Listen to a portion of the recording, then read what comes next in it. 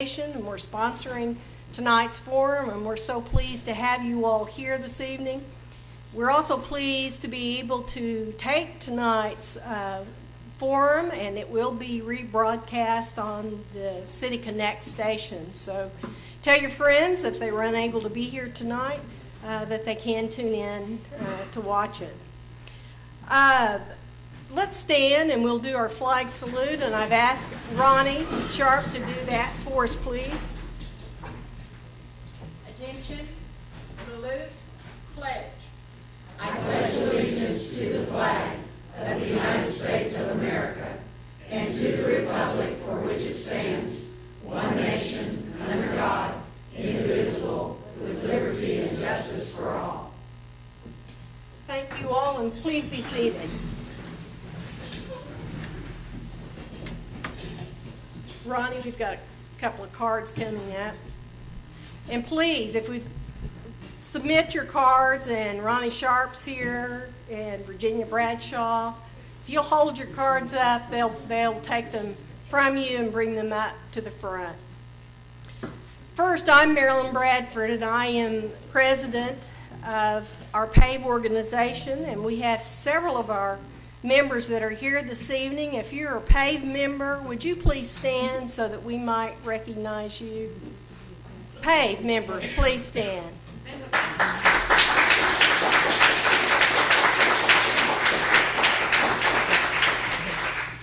These are all volunteers who give of their time because they believe in the nonpartisan process of PAVE. We attempt to follow the model of the League in preparing our format, and we're a little rusty, or at least I'll speak for myself, a little rusty, but be patient with us and we'll get through this evening. I do understand that there are some other things going on this evening that some of you would like to attend or go home to, and we'll try to be as efficient as we can be. But in the interests of democracy, we want to ensure that all of our candidates have fair opportunity to express their views. Thank you, City of Shawnee, for allowing us the use of your chamber this evening and for taping this forum tonight as well. We have some members who are working specifically in some areas, and let me introduce those to you specifically. Karen Devereaux is here. Karen does our timer. We have a 2-minute opening, a 2-minute closing, and a 1-minute response on all of the questions. So Karen will give you the high sign. Karen wants you to just hold up your 30 seconds card there that the candidate, you will see those, and when you see that card, you're going to know your time is winding down. So it's kind of a signal to you. Also, we have screeners tonight, Susan Morris and Laurie Snyder. They screen for duplications of questions and also for applicability and civility. We really do not want any kind of personal attacks. We want issue-oriented questions, questions that you know these candidates are going to be facing should they be elected. Tonight we're going to begin with our City Commission, that is Ward 6. Michael Dykstra, Larry Smith, and Stephen Smith are the candidates for the Ward 6 district or ward. Mr. Dykstra is unable to be here tonight. He is serving his country in the National Guard. But we are allowing on his behalf for a statement to be read, and that statement will be given by Tasha Zintek, and Tasha is here this evening. PAVE and the League guidelines require a face-to-face appearance of the candidates with their audience. So there will be no question and answer time for Ms. Zintek because she is not the candidate, and it would not be appropriate for her to try to respond for the candidate himself. But we're very pleased that she is here this evening to participate in the statement. So at this time, I would like to ask Tasha, Larry, and Steve if you will all come up. And Tasha, if you would sit right over here, please. Earlier this evening, we drew to see who would go first with their 2-minute opening. Ms. Zentek drew number 1, Steve Smith drew number 2, and Larry Smith number 3. We have water for you all here, so.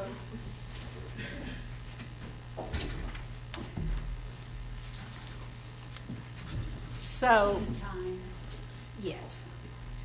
Yes. So with that, I think we're ready to begin. Ms. Zentek, thank you for coming. Thank you very much. First and foremost, I wish to offer my apologies for not being with you this evening. Prior to making my decision to run for City Commissioner, I was committed to attend my annual training exercises in Virginia to fulfill my oath as National Guardsman. I will return to Shawnee whenever I have leave and would welcome an opportunity to answer questions in person when I do. Rest assured, if you honor me with your vote, serving the city of Shawnee will be my priority. I love this city.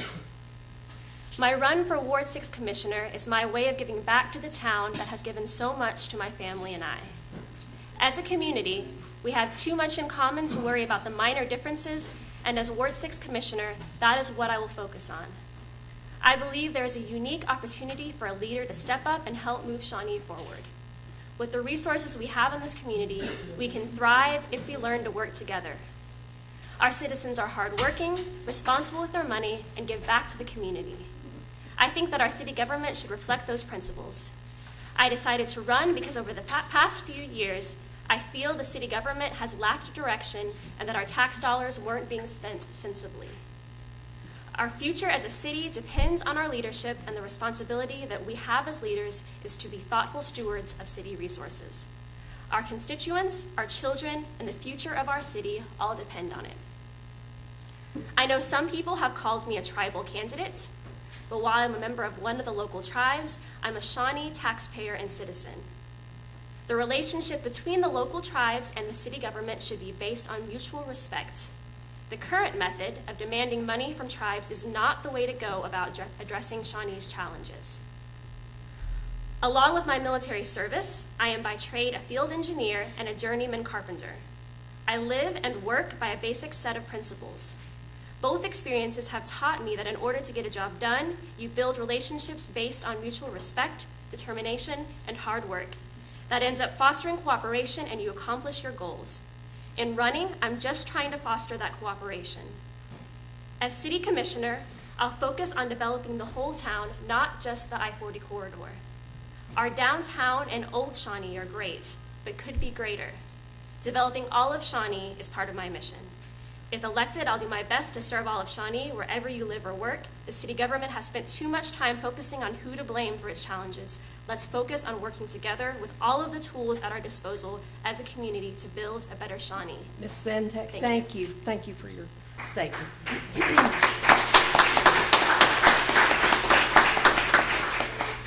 Steve Smith. Hi, my name is Steve Smith. I am the current City Commissioner for Ward 6, and I have thoroughly enjoyed being your Ward 6 City Commissioner. I think there's what I'd really like to run on is my record, and I'd like to highlight some of those things right now. What I have got accomplished, I actually ran on getting recycling established in the city of Shawnee. We have got that accomplished.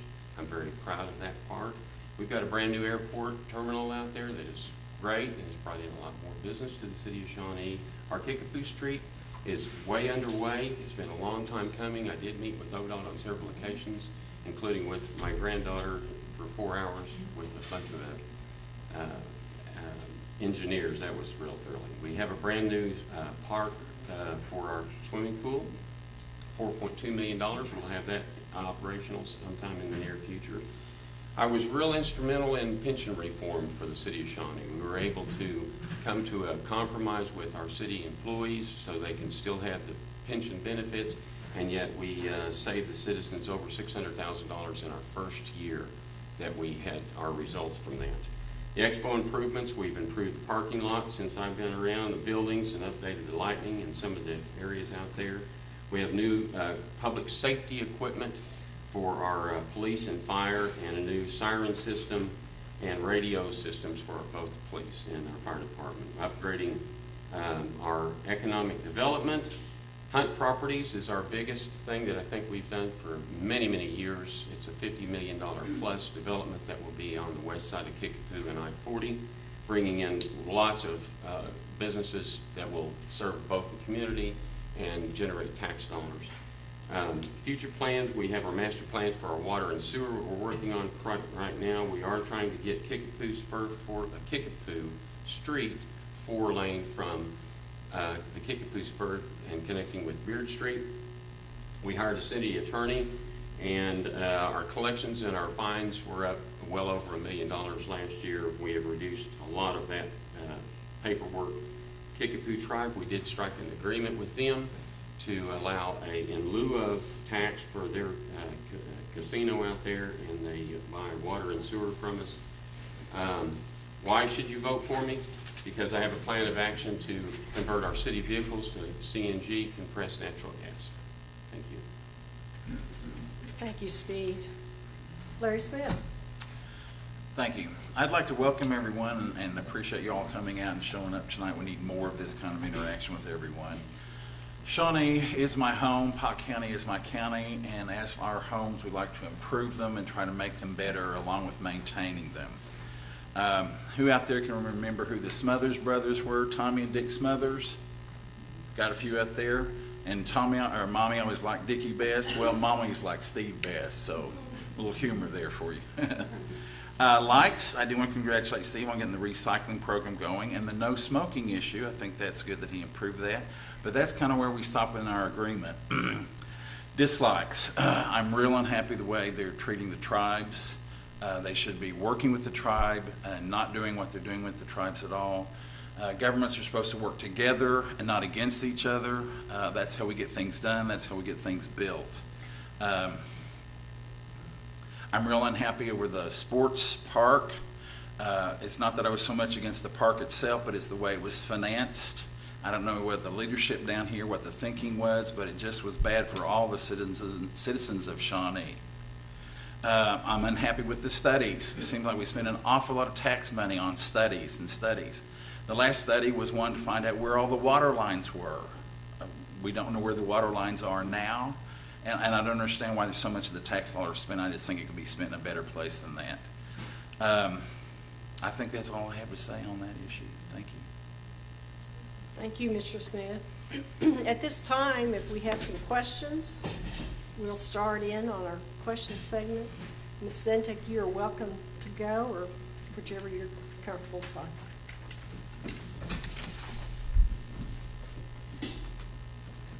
Okay, we'll start first.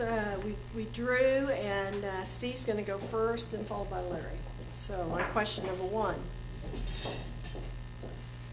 What do you believe should be the long-term relationship between the city, the Chamber of Commerce, and the Convention and Visitors Bureau? Well, I'm glad that question was asked. I believe that we ought to work as a team with the various chambers and the Convention Bureau. Convention Bureau is trying to drive people to Shawnee to visit Shawnee and its area facilities.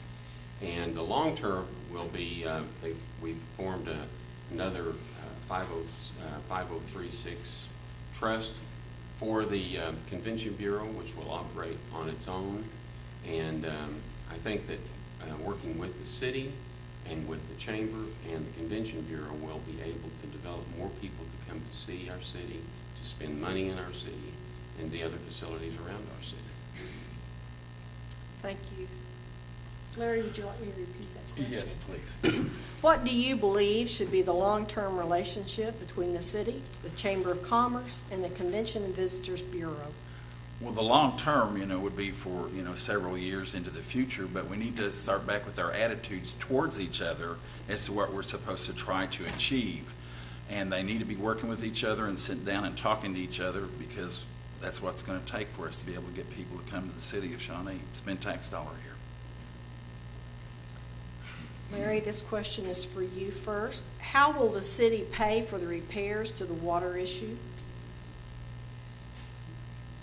To the water issue? I'm not sure I understand the question there. How will they pay for the water issue? From the water department, from the fees that they collect from the citizens? I'm not sure I understand that. Sorry. That's fine. Steve, would you like me to repeat that question? Yeah, go ahead. How will the city pay for the repairs to the water issue? Well, there's, I'm assuming that you're talking about maybe some lines that we're running. We're putting in brand new lines. Obviously, we're moving lines out of the Kickapoo Street project. But the way we pay for our water and our improvements is through the SMA, Shawnee Municipal Authority. And so all those funds that comes into that, that's where we get the money to pay for that. So as they come up, we are constantly trying to seek out better water lines. One of the things we did in this study, we're learning how much water pressure is there, how to keep it high enough to where everybody has plenty of water, the purity of the water. We've got a big issue coming up in 2032. We'll have to have about well over $50 million by the next 2032. That's a lot of money. Okay. Steve, this question is directed to you first. What plans would you put in place in negotiations with the Indian tribes regarding sales tax? Well, we're trying to negotiate right now with all of the tribes, not just one or two. We've made a great deal, as I said in my opening, with the Kickapoo tribe for its casino that's out on West MacArthur. That's in the discussion. We just want to sit down and try to work this out. I don't think that there's been some things said that have been inappropriate in my opinion, but and I apologize for that, but I didn't say them. And I met with Mr. Barrett when I first became a city commissioner, and we had a meeting out at Denny's, and we discussed all of that. So I am more than willing to try to sit down with tribal members on any time, anywhere. Wanted to go to the one meeting that they already had, and I was told I couldn't go because that would have been the fourth commissioner there. So in fact, I'm going to go to this Tribal Nations Sovereignty Symposium next week, and I'm going to try to work with them. Thank you, Steve. Larry, would you like me to repeat this question? Please. What plans would you put in place in negotiations with the Indian tribes regarding sales tax? I just think that's completely wrong. I think that's just, I don't know why we need to do that, because I don't think they're going to win the issue. I would vote today to drop the lawsuit. I think that's a wrong approach with the wrong attitude, and I just think the city of Shawnee is completely wrong about that. If you need to raise funds, ask the citizens to increase the sales tax. Do something different, but not attack the tribes. They're here to help us and provide for us. So I think that's the wrong direction for the city of Shawnee. Larry, this is a question directed at you first. Do you believe cities and municipalities should have the last say on what their minimum wage is? Oh, wow.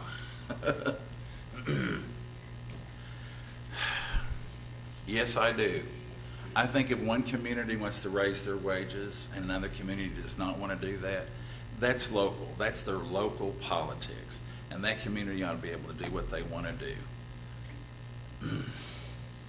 Thank you. Steve, would you like me to repeat it? Yes, I would. Do you believe cities and municipalities should have the last say on what their minimum wage is?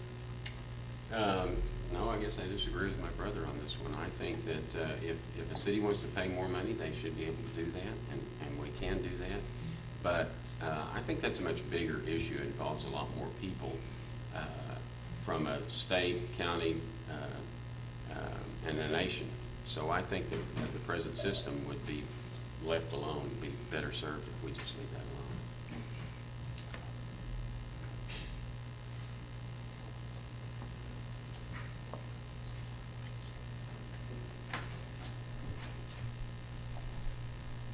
Steve, this question is for you first.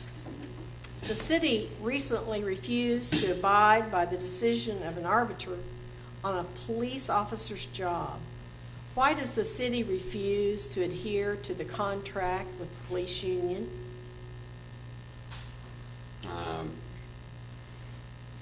That's something that I don't feel as a sitting city commission I can properly answer because of the negotiations on that we have in executive sessions.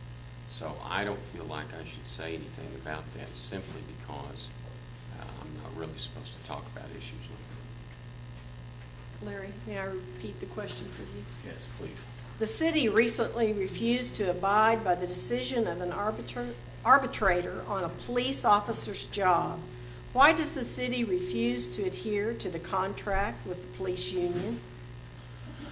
I don't know. I don't know why the city of Shawnee does a lot of the things that the city of Shawnee does. I can't figure them out either. I mean, it looks like a logical thing to do. The law said, and then they just said, nope, we don't have to pay attention to the law. We'll just do whatever we want to because we are the city of commissioners of Shawnee. So I don't know why they do that. Larry, I'm going to direct this to you first. How will the new mall affect the new mall Pet Source, TJ Maxx, Hobby Lobby? I'm not sure I quite understand that question myself. How it will affect the community, I don't know what they're really asking here either. It may be how it affects the community.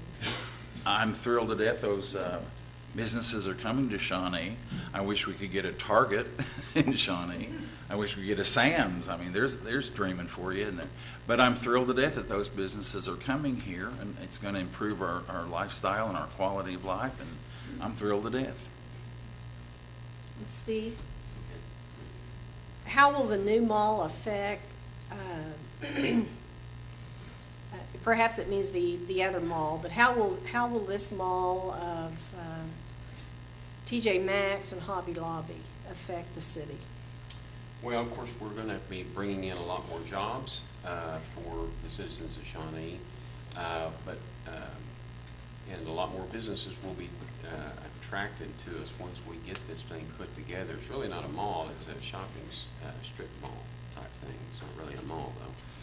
And we're very blessed to have Hunt Properties come in and work with us, and we were able to hammer out an agreement, including the county was very helpful with us. It will help all phases of Shawnee. It'll help the city with its taxes. It'll help the county with its taxes. It will help the school system of Shawnee because that property now will go into paying ad valorem taxes. So I think it's wonderful. It creates jobs, creates income for the city, which we desperately need.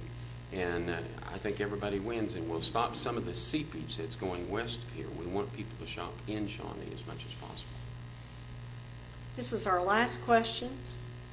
And Steve, this one is directed at you. What do you envision for the setup and long-term maintenance of a combined 911 service for the county and Shawnee?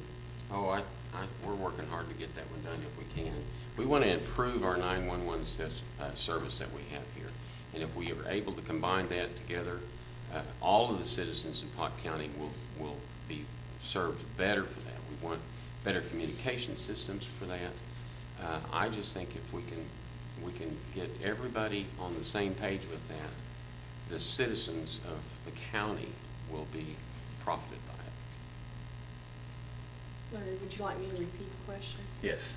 What do you envision for the setup and long-term maintenance of a combined 911 service for the county and Shawnee? Well, this answer is going to sound almost like Steve's. Combining it's going to save money. It's going to get better service. I think they should sit down and work out their different issues, no matter what it's going to be, because we certainly need a combined 911 service. Okay, thank you. Now we'll have our closing remarks. 2-minute closing. Do we have one more question? I think we have about 5 minutes left.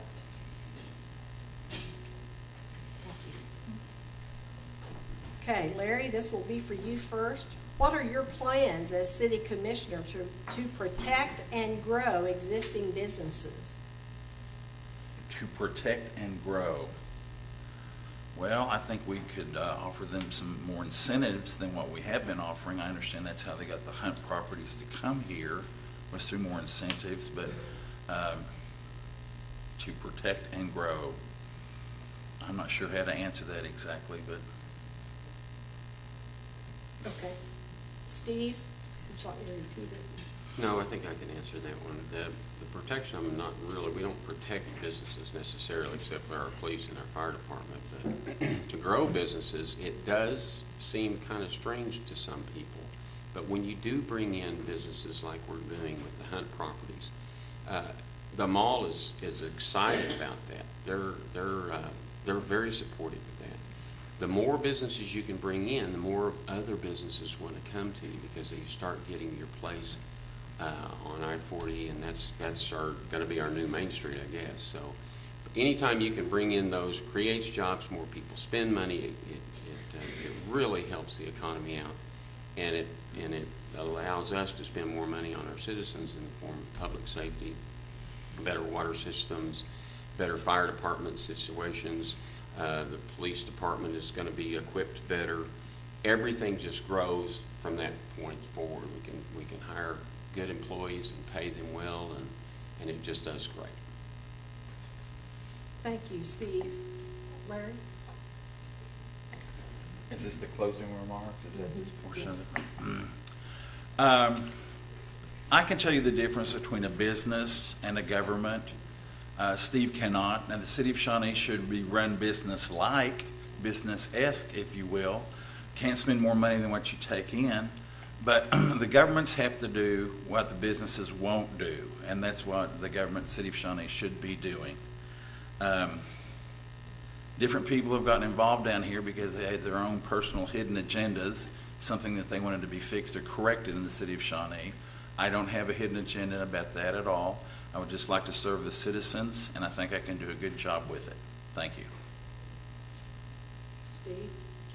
Well, I was glad that we were able to come down here and face you guys and talk to you at this level. I'm sorry Michael wasn't able to attend, but I'm proud of him for doing his service to the country. I think he's going to be a good candidate. It's going to be a good race. I'm open to ideas.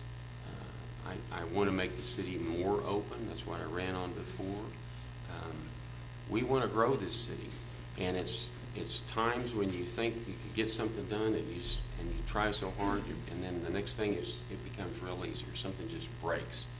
And it's fun. I love doing this job. I truly do. It's fun for me. It's a challenge. It takes away from my personal life, my family life. My wife's very supportive of me, and I really appreciate being elected. I'd like to get re-elected, but you are the citizens. You have a vote, and don't let anybody tell you how to vote. That's your right. You do what you think is best, and study the issues and stay up and be informed, and let's support this city together. Thank you. We've heard from Commissioner Steve Smith and candidate Larry Smith for Ward 6 City Commission. Would you all join me in thanking them?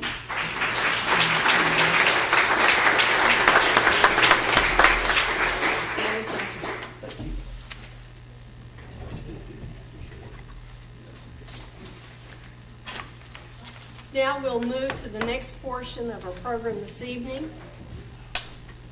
That will be the State House of Representatives, District 27, Republicans, Josh Cockcroft and Laney Haybrock.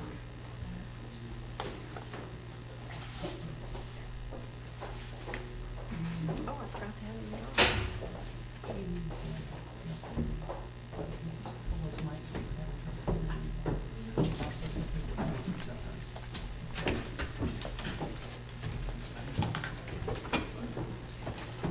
I forgot to have you guys draw on the order. So let's do that real quickly.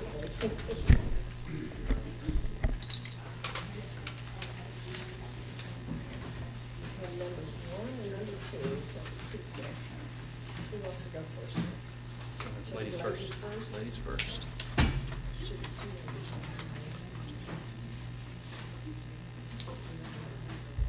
I can look at first. Should do 1. All right.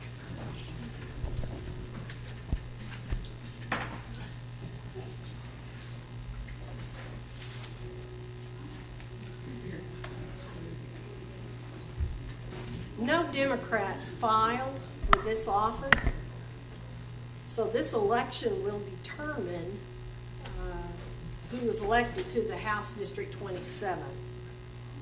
So Ms. Haybrock has chosen her number first, and she's number 1, so she'll be going first in the drawing, followed by Representative Cockcroft. A 2-minute opening for both. Good evening. Thank you for coming. Many times I've been in this audience, and because of these forums, I've been able to make more informed decisions. So thank you, PAVE, for hosting this and for the opportunity. 10 years ago, I graduated from Tecumseh High School.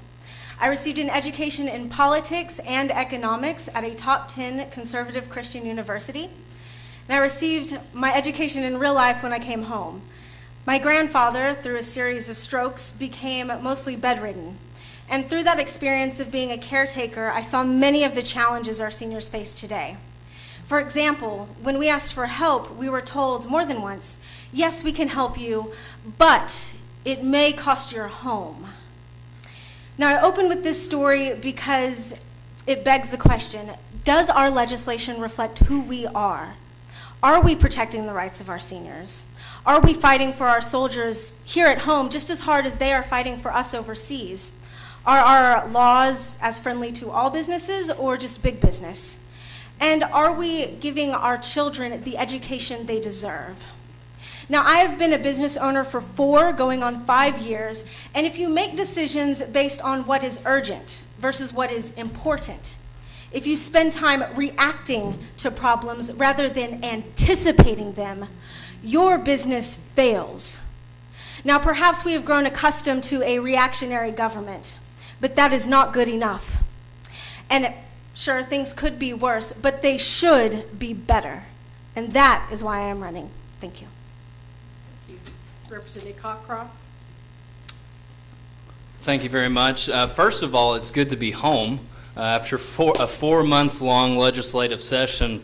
To steal a line from our former Speaker of the House, T.W. Shannon, he says that if God gave me 4 months to live, I'd want to spend them in legislative session because it's the longest 4 months of your life. But it is good to be back here tonight. I realized this afternoon that this is PAVE Forum number 4 for me, so it's good to be back. I always definitely appreciate the work that you ladies put into this. It's very much appreciated. I look forward to sharing some of my thoughts and how some things we've done over the last couple of years and could cast a vision over the next couple of years. You know, the challenges facing our state are great, and I don't think anybody would argue that. But with a challenge comes an opportunity, and opportunities are made to be taken hold of and grasped and to use for the betterment of the state. And that's why I'm running for re-election, because for the last 4 years I've had the honor to serve the people of District 27. It's not a duty that I take lightly. And bringing common sense conservative policy and representation to District 27 is something that I'm very, very passionate about. Realizing that it's not just one voice from District 27 that should be heard in mine, but the 37,000 people who I represent within Pottawatomie and Cleveland counties. That's when quality representation starts, and I want to be able to continue that, bringing a common sense conservative approach to state government. Will we always agree? No, absolutely not, as evidenced by having an opponent this time. But that's okay. That's absolutely okay, because that's what has made America great, and that's what refines the political process. So I definitely am appreciative to everybody for being here tonight, for taking time out of your busy schedule, for Ms. Haybrock for being here as well, and look forward to answering any questions and casting a vision for our future here in Oklahoma to make our great state even better. Thank you. Now we'll proceed to our questions section. We'll start with Ms. Haybrock. Why do you think you are the best candidate? Sure. In this race, I am the only candidate with the education. I am the only candidate with real-world work experience, and I am the only candidate that knows the challenges of being a business owner. I have grown up here, and I believe that we can be the best. And at the end of the day, I'm not running against Josh over here. I'm running because I believe that we can reach our fullest potential. And I know that we can have the best businesses, that we can have the best education for our children, and that they can come here and start businesses themselves and hire more of our people. That is why I am the candidate to win this race. Thank you. Representative Cockcroft, why do you think you're the best candidate? Well, you know, the interesting thing about a primary is that both of us up here probably agree on 98% of the issues. But, you know, something that's important up at the state capitol is not just living off of talking points. It's not just using a talk sheet to conduct business, but it's living the legislature out in every experience. And it's showing up to the community meetings like I've done for the last 4 years. I cannot tell you how many Indian tacos and fried fish, catfish I've had over the last 4 years. Being a voice for the people and of the people is what's important, and being a common sense voice up at the state capitol with the experience of 4 years of legislative work behind me, I believe serves to carry our state, to make District 27 relevant up at the state capitol, to make sure that we have quality representation in Oklahoma City. Thank you. Representative Cockcroft, this question is also directed to you. Why do you feel or believe that we need greater exercise of Second Amendment rights? And why do you list the NRA at the top of your endorsements? It might be alphabetical. I'm not sure. No, I'm a very proud supporter of our Second Amendment rights, and have been I'm a lifetime member of the NRA, and I've been proud to have the endorsement of every gun organization out, Second Amendment organization, every year that I've been in the legislature. But you know what? The Second Amendment is important because it is one of the most foundational rights that we have in our country today, the right to self-defense, the right to keep and bear arms. And without that structure, when it starts to crumble, you start to lose many other freedoms. And I've been a proud advocate for Second Amendment legislation up at the state capitol, promoting our right to keep and bear arms. I've authored legislation and been a strong voice to make sure that that right is very much protected and very much realized here in the state of Oklahoma. So it's incredibly important, and I will continue to support legislation to do so. Ms. Haybrock, would you like to respond to this question? Why do you feel we need greater exercise of Second Amendment rights? And why do you list and you may or may not list the NRA, but do you list the NRA on the top of your endorsements? I do support the Second Amendment. I do believe that we need to have strong screenings of individuals who decide to carry a gun. We should not look over any mental health issues or past trespasses against the law. But I do absolutely believe in the Second Amendment, and I'm a card-carrying member of the NRA. Thank you. I failed to remind everyone about their cell phone. So if you didn't have an opportunity to turn yours off, if you do that now. And are we being heard okay? Are we being picked up on the mics fine? Okay. I think I'm getting the high sign there. We might pull our mics a little bit closer and speak a little bit louder to ensure that we are being taped adequately. Also tonight, really just if you would submit your questions or your issues in question form. We really don't need anything else added to it. Just be very precise and clear on your questions. We want to get as many questions tonight as possible, so please just clarify and make those questions as short as you can. Thank you. This question goes to Ms. Haybrock.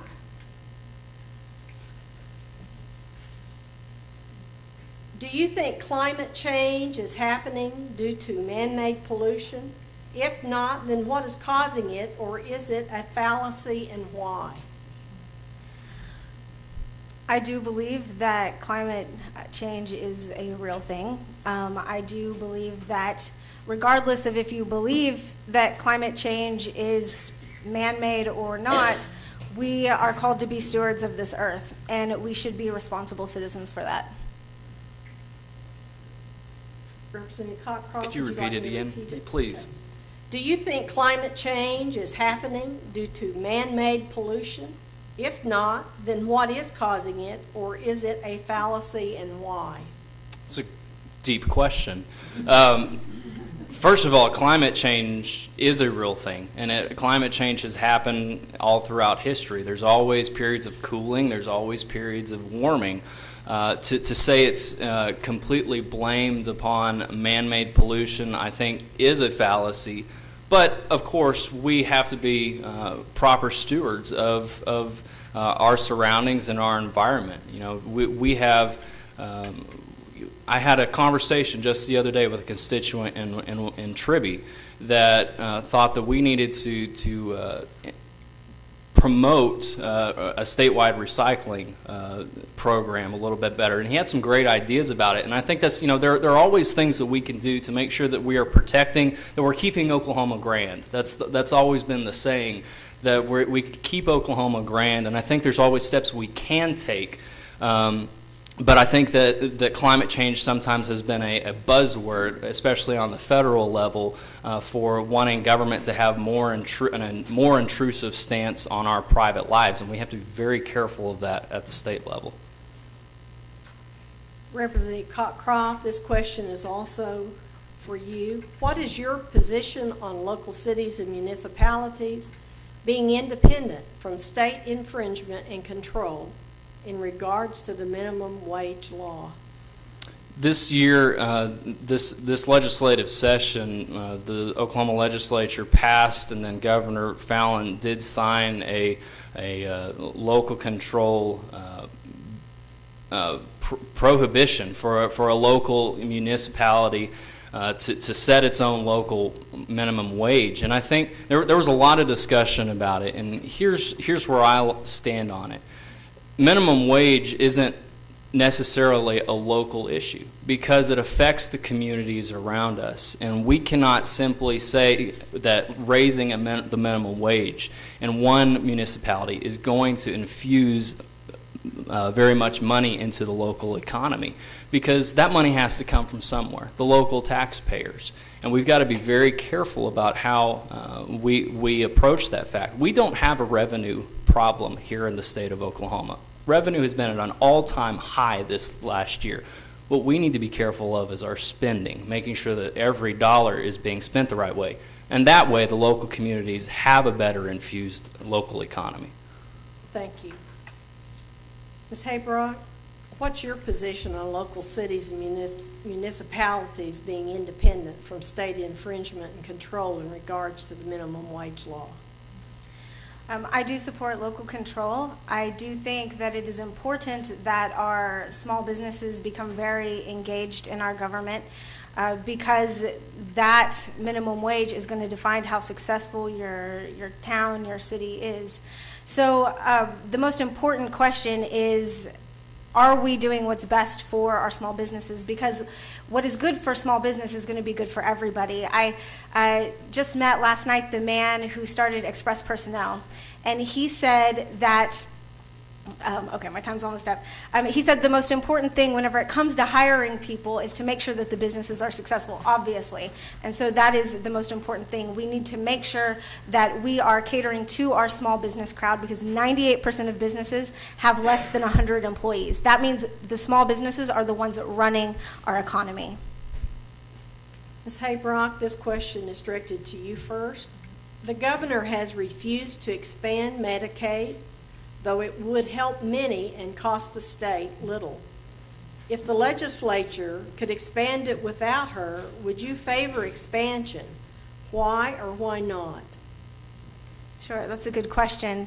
Having spoken to many citizens and asked them about this question, 90% of the people have said that they do not support receiving federal dollars for Medicaid, so or for medical Obamacare. So I would have to rule in favor of what my constituents would tell me. Representative Cockcroft, you want me to Sure. repeat that question? The governor has refused to expand Medicaid, though it would help many and cost the state little. If the legislature could expand it without her, would you favor expansion? Why or why not? The legislature can choose to expand if they saw fit, but the voice has been very loudly heard from the people back home, from each of our from our constituencies. You know, the thing about federal money is that there are always strings attached. In government, nothing is either as bad as it seems or as good as it seems. And this is an instance where it's not as good as it seems, because yes, we do want to promote our health and we want to have a strong health care system. But we have to do so with a free market approach, because that's what has been proven to work. That's what the people back home have very loudly and explicitly explained to each of us. With federal money, there always comes strings attached, and we've got to be careful of just accepting money for accepting money's sake. Okay, thank you. Our next question is directed to Representative Cockcroft. Do you follow Representative Langford's idea that it would be too costly for low-income people to have sustainable energy sources? Potawatomi elder housing with a solar geothermal combination averages $38 a month. You know, I think we can always look at different ways to promote alternative energy, and I've introduced several measures this past year dealing with compressed natural gas and the tremendous cost savings there. I think we've got to make sure, for when we're talking about low-income housing, low-income individuals, that we're not giving a hand out, but a hand up. And we must be careful at the state level, or all levels of government, that we're not giving a hand out, because when a hand out is given, dependency is created, and dependency is extremely hard to eliminate, and in some instances impossible. So we do need to promote alternative energy. We need to allow, talking about the solar initiative, we do need to look into promoting these programs, but we also need to be careful about creating dependency. Okay, thank you. Ms. Haybrock, would you like me to repeat that question? Yes, please. Do you follow Representative Langford's idea that it would be too costly for low-income people to have sustainable energy sources? Potawatomi elder housing with a solar geothermal combination averages $38 a month. Sure. Well, alternative energy is the future of energy, and to disincentivize that in any way would be a mistake.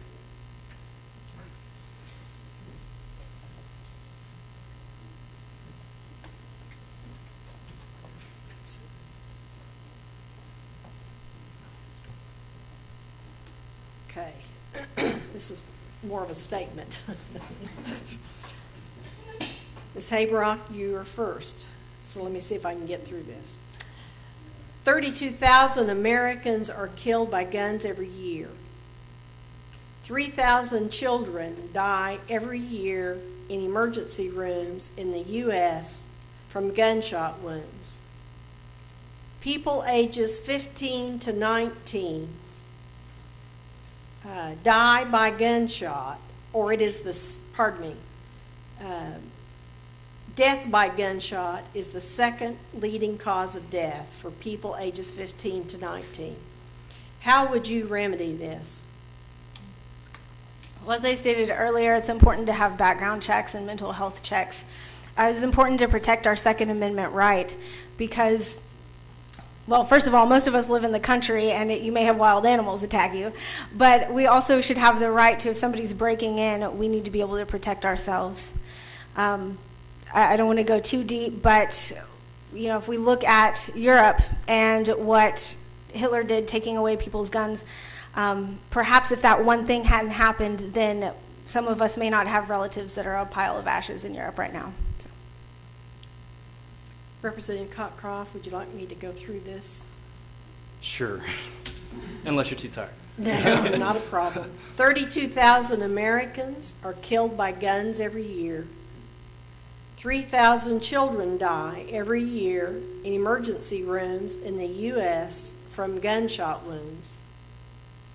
Death for people ages 15 to 19 by gunshot is the second leading cause of death. How would you remedy this? 32,000 individuals are killed by gunshots. Is that the correct number? 32,000.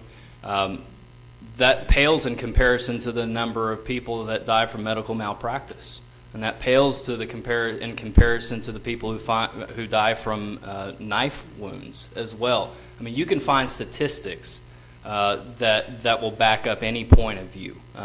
We must be careful, though. As a strong supporter of the Second Amendment, and I was one of the ones instrumental 3 years ago in implementing the open carry legislation here in the state of Oklahoma. And we were told at that point that it was going to be gunslingers in the wild, wild west when we opened up open carry. And none of that has happened. You know, there's a lot of talk on both sides and a lot of emotionally charged just based on the many instances that are happening. I will always err on the side of freedom, and I will always err on the side of what's right based upon our Constitution and the rights that we've been set up, not only in our Constitution, but our God-given rights. The right to self-defense is a God-given right, not a man-given right. Thank you, Representative Cockcroft. Do we have any other questions? So it's time for our closing. We have a 2-minute closing as well, and we're going in reverse order. So Representative Cockcroft, you're first. All right. Well, again, thank you so much for being here tonight. It has been the honor of a lifetime, very short lifetime, but it's been the honor of a lifetime to serve for the last 4 years in District 27. I look back on the last 4 years and the opportunities I've had to connect with many in this room and many outside of the room. And I go to the local community events and look across the room and find some way that I've been able to help those individuals in a very small way most of the time, but oftentimes in just simply being a voice for them at the state capitol. Well, as I mentioned earlier, there are many challenges facing Oklahoma. We have a monstrous budget that we pass every single year. We have a Department of Corrections that is severely dilapidated. We have an education system in severe need of reform, and we have so many things facing our state right now. However, what this state also has is many opportunities. And if you elect me, if I'm chosen for a third consecutive term in the State House of Representatives, you will find nobody that works harder and is wanting to be more of a voice for the individuals that he serves than I do. And I look forward to being able to serve for hopefully many more years to come, at least 12 until I'm term limited. But it has been the honor of a lifetime.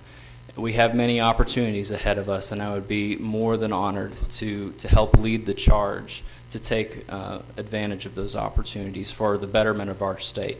So appreciate, again, PAVE so much for all of the work that each of you do in putting on this event. For Lanny, for being here. I will always applaud someone who is willing to put their name on a ballot, no matter what the odds or the chances are, and I appreciate that opportunity to be here tonight. Thank you, Representative Cockcroft. Ms. Haybrock? Thank you so much for your time today and for listening.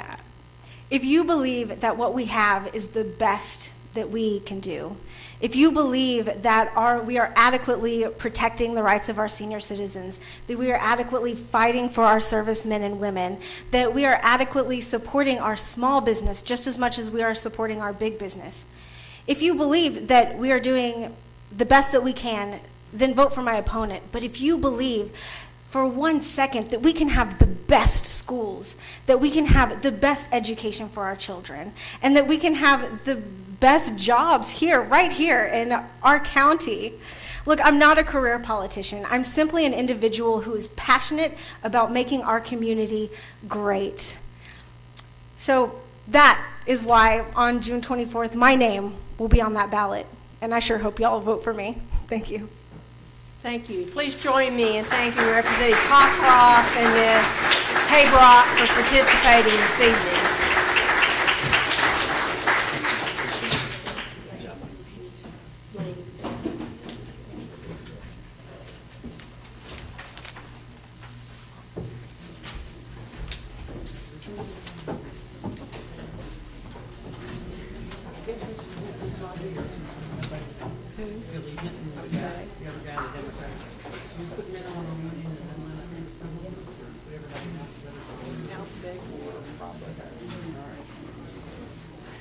Are they, the others here though? The others are here though?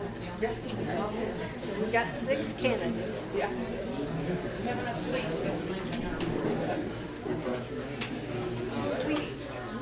this for the legislature, for the next race.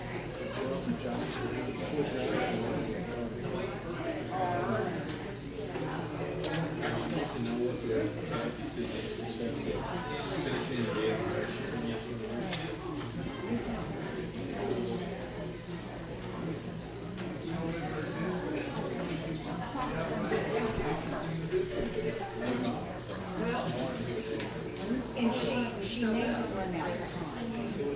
We're going to be together anyway. It's okay. I've got a lot of information.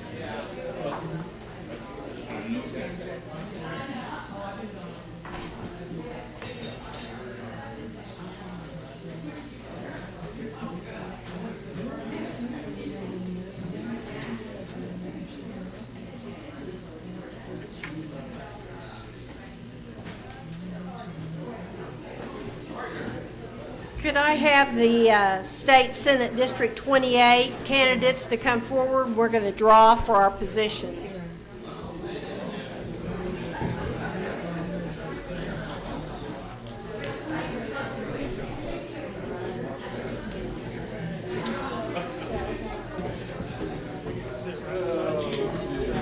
So you got one guy that thinks you're smart. All right.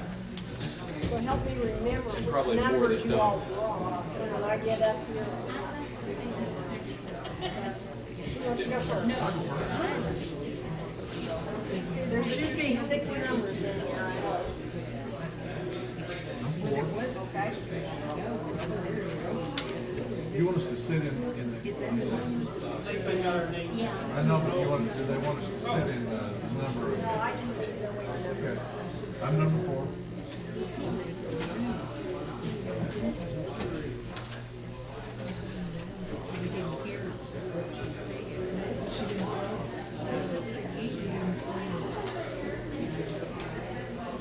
Okay.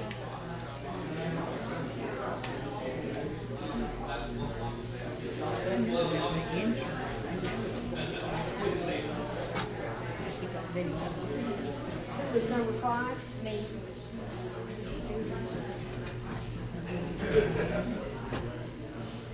And number 6?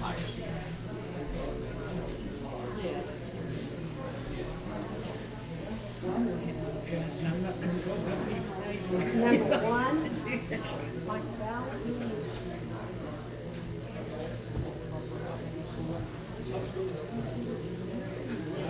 Number 2?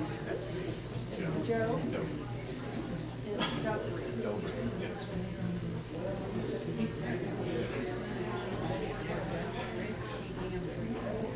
And number 3 is Mr. Williams.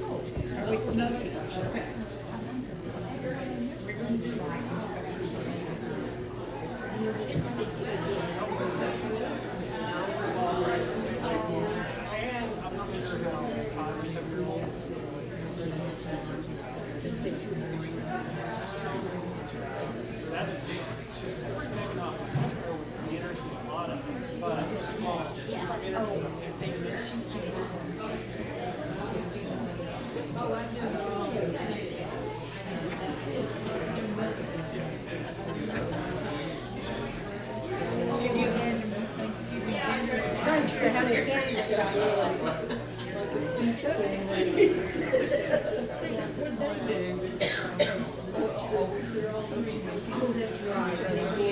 I think I've got it.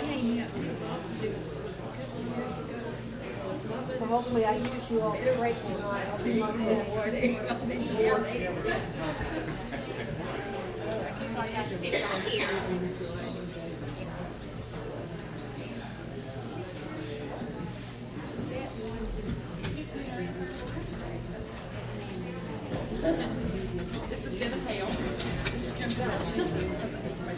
Have you all got water?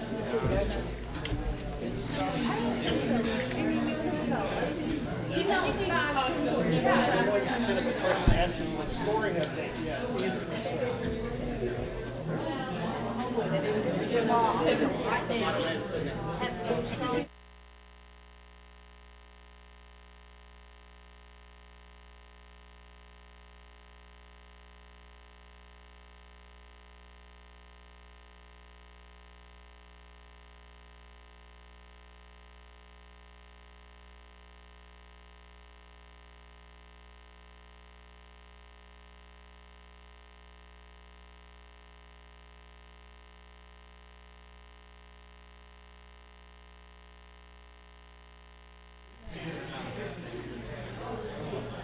If you have questions, please take them outside of the Assembly Hall so that we can proceed, please.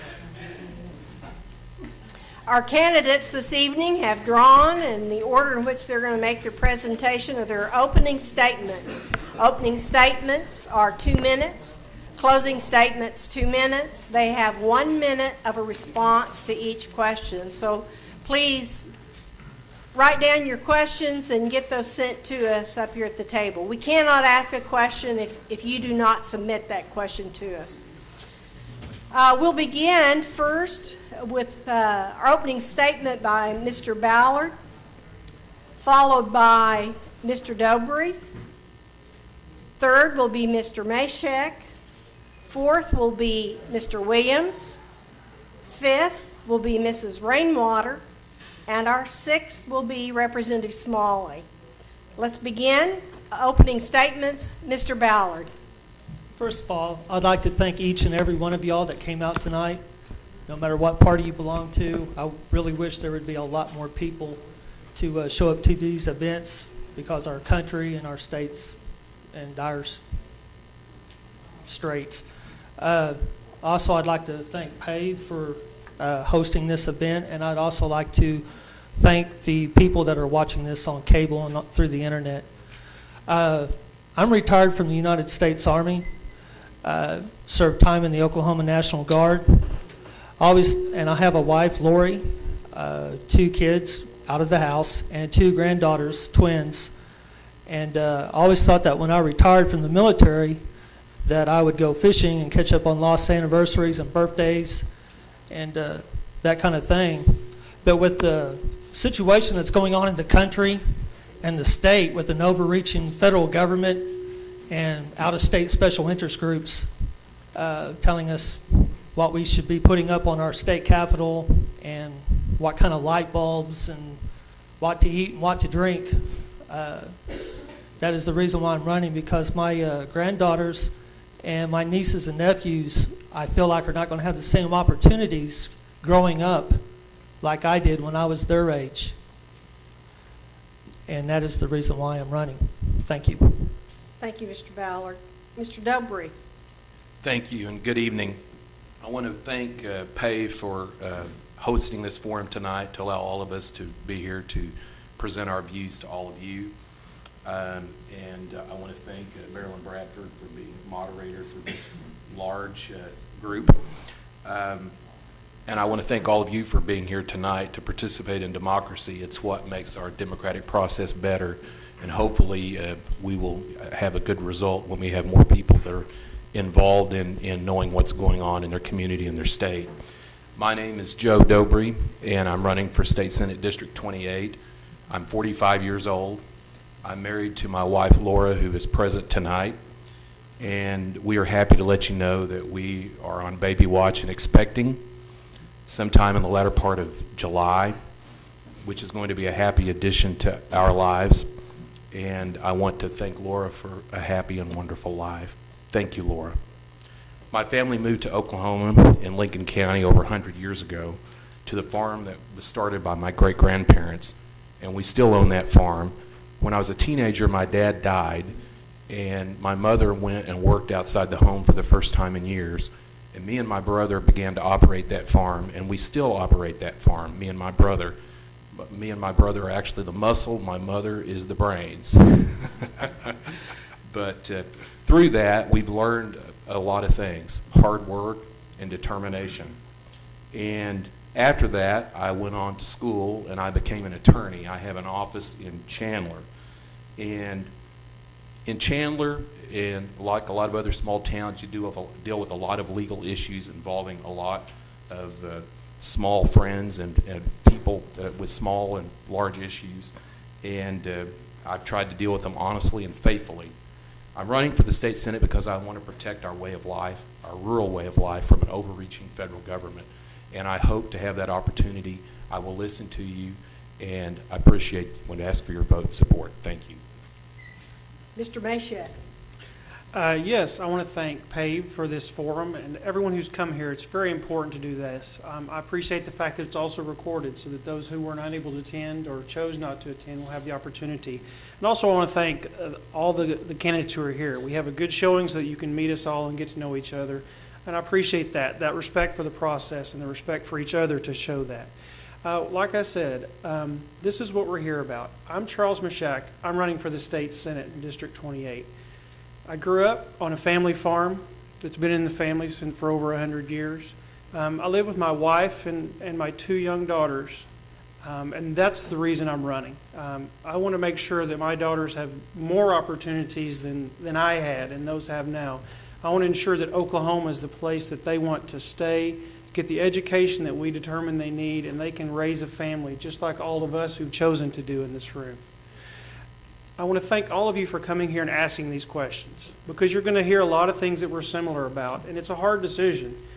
You're going to have to pray a lot about this, because we've got a lot of good people up here. There is not just one right decision, the rest wrong. You've got to pray about that and make sure you come to the right decision for you, so that we can move forward as a country and as a state and as a local area. It's a critical time, and there are critical issues that are going to face generations to come. But those give us critical opportunities where we can push forward on this with the state. We can push against the federal encroachment. We can minimize the government and empower the citizens, because the citizens and the people are what drives the country, the state, and the local areas.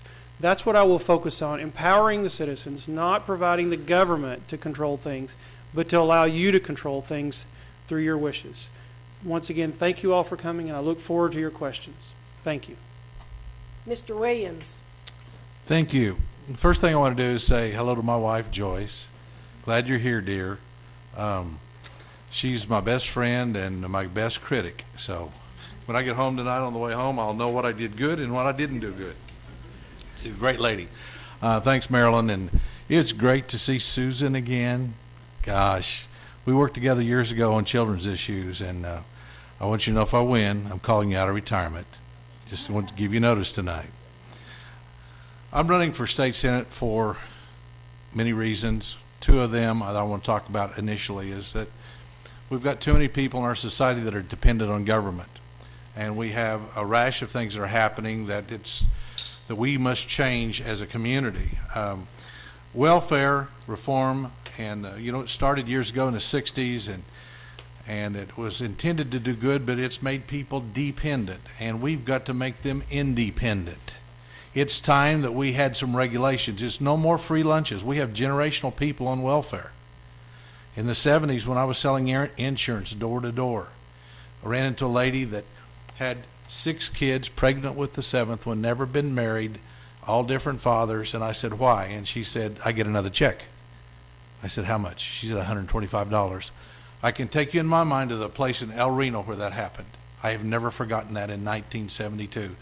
If they reproduce themselves like their family beginnings were, there would be over 3,000 people in that group if they reproduce themselves every 15 years. Welfare reform will look a little like this.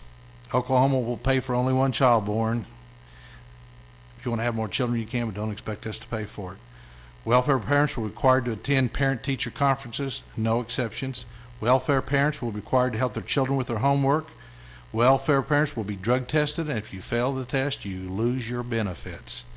And there will be a 5-year lifetime limit on welfare. We have to have people and hold them responsible. My time is up, but I have a lot more to say. Mrs. Rainwater. Hi, my name is Marilyn Rainwater, and I am so pleased to be here to meet all of you tonight, and I hope as the campaign goes on, I'll have an opportunity to visit with many of you personally, because I think all of us have a lot of concerns about what's going on in our state. We want to be involved, and we want to do what's right for our people, because that is what our legislature is here for. It's to represent the people, and that's why I'm running. My family has always lived in Oklahoma. My grandmother was born in Indian Territory. My father was born in Seminole County. I've lived in Seminole County all my life. He was a World War II veteran, a child of the Depression. My mother died when I was 4 years old, and my father was left with the responsibility of raising 5 children by himself, although with the help of his mother, who came to live with us, and she continued to live with us off and on. So we were a multi-generational family, and I learned to appreciate the wisdom of the elders throughout my whole lifetime. And I believed my father taught all of us to respect everyone else in our community, and that we are here to help those who cannot help themselves. And I carried that into my adult life. I chose a career in social work, in child welfare, and I spent 28 years advocating for the children, and I still am concerned about the well-being of children and the elderly in our state, and I will be a voice for those at our Capitol, because I think that is a population who has been overlooked quite often. So I appreciate all of you participating here tonight, and again, thank you. Representative Smalley. Thank you so much for having us here. This is a pretty interesting organization, because we don't have this up in Lincoln County, do we, Joe? So you guys really are bringing it well and making sure that individuals get out and speak. My name is Jason Smalley. I've been the representative for Lincoln and Logan County for the past 2 years. I'm 33 years old. I grew up there in Stroud and moved back roughly about 7 years ago. I've been married about 12 years to my wife, my high school sweetheart, Cian. We have a 3-year-old boy, will be 4 in September, named Gideon. And we're blessed to go ahead and announce that we'll be having our second one in November. The opportunities that have been given to me, they do not come lightly. We're here, we believe, by the doors that our Father Almighty opened up. We believe that we're here and we're representing because the people see something in us. We try to be genuine every time we come across. We always look at people in the eye, and we want to come across that way. We have an open door policy. We've had that for the past 2 years. You know, the reason that we ran really dates back about 3 years ago. We moved back to our community after my service in the Marine Corps. I've served this country for 6 years, both in Iraq and Afghanistan. And when I returned home to Stroud, Oklahoma, it was not the same Stroud, Oklahoma that I returned to. I went up and stood on the football fields. I looked up in the stadium, and I saw multiple broken homes. I saw parents that weren't there, parents that weren't involved, people that did not care about this community. And as I sit here and I look at you today amongst this crowd, I see a very large age difference. And what sparked me that day 3 years ago was to run for the city council in order to give back to my community. I lost that council race. I lost it, but I worked hard. And my community then turned around and said, we would like for you to run for state representative to help us, to infuse the young people today, to get involved, to give back, to take yours and create people just like yourself. We ran, we won. We have fought for the last 2 years against federal intrusion. We have fought to lower your taxes. We have fought for the same principles that you and I and many of us in here agree about, and we're going to continue to do that if we're elected. We do thank you for letting us come down tonight. Thank you. And now it's time for our questions.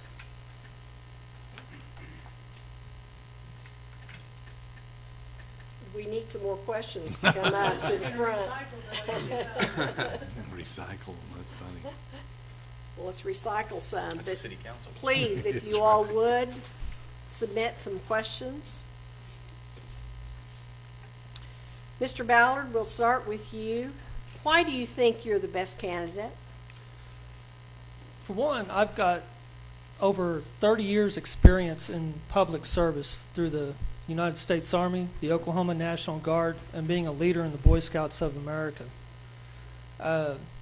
State Senate, or a state senator, is not only a leader, but should be a servant. And I have plenty, more than enough years' experience as being a public servant. Mr. Dobry, why do you think you are the best candidate? Well, obviously, this is an issue that the voters will have to answer themselves. I'll just tell you about myself. I started working on the farm when I was 15. I went through high school. I graduated college. I started work as a self-employed person, and I've done that successfully for 20 years. Anybody that knows what it is to run a successful small business knows that isn't easy. You've got to listen to people. You've got to return phone calls. You've got to perform a good service for the public. And I've done that successfully for 20 years. People that know me come back, and there's a reason. I will represent you to the best of my ability and as hard as I can. And I have, like I said, a lot of life experience behind me for that job. And I appreciate your consideration. Mr. Mashak, why do you think you're the best candidate? Like I said, that is a good question, and like Joe said, the voters are going to decide that. But I'll tell you why I think I'm the best candidate. I have a wealth of experience from multiple fields. I grew up on the family farm, hauling hay, helping with the soybeans, doing that thing. Then I was able to follow my father's footsteps through the Army. I spent more than a decade in the Army, both as enlisted and as an officer. And during that time, I also got into law enforcement, which ultimately led to my service in medicine. I've got various careers serving the community in various aspects. I've also got the experiences from that in running businesses and the like, so that I know what it's like to hire, to fire, the implications of those decisions as a business owner and a business manager. I think that those will all come together to allow me to create a situation which will maximize the opportunity for you, the citizenry, to be successful on your own through our state. Thank you. Mr. Williams, why do you think you're the best candidate? Well, I've been a businessman for 34 years. That's actually longer than Jason's been alive, but I accused him of being 32, and he said, no, I'm 33. Factual. Yeah, so he just had a birthday. Anyway, I've been in the drilling business. I've owned workover rigs. I've owned a roustabout company. I was in the legislature 88 through 94 for 6 years. I chaired the science and the science committee there. That was the first one that Glenn Johnson ever created. I went into business with my sons, and we developed a telecommunications product, and we had a telephone company that we built ourselves with our own hands. I've dealt with the Employment Security Commission, with the Federal Communications Commission, with the Tax Commission, with the Oklahoma Corporation Commission, and it's time to turn them backward and say, you know, you need to help us and not be on our shoulders and trying to make us make life more difficult for us. Also spent 1.5 years helping some people fight the tax commission. Now, if you don't think that isn't an interesting challenge, you can't hold them accountable. They're not responsible, and they can do whatever they want to do. And I'm going to go, and if I'm fortunate enough to be elected, and we're going to change some of the rules of the tax commission. Mrs. Rainwater, why do you think you are the best candidate? I believe I'm the best candidate because, number one, I bring from my own personal background a strong work ethic that my father taught me. But unlike the other candidates up here, I do happen to have a strong background in government experience. And in this atmosphere at the legislature, we all need to be very conscientious of how we spend our money, but also making sure we do protect the interest and the well-being of our most vulnerable citizens, the children and the elderly.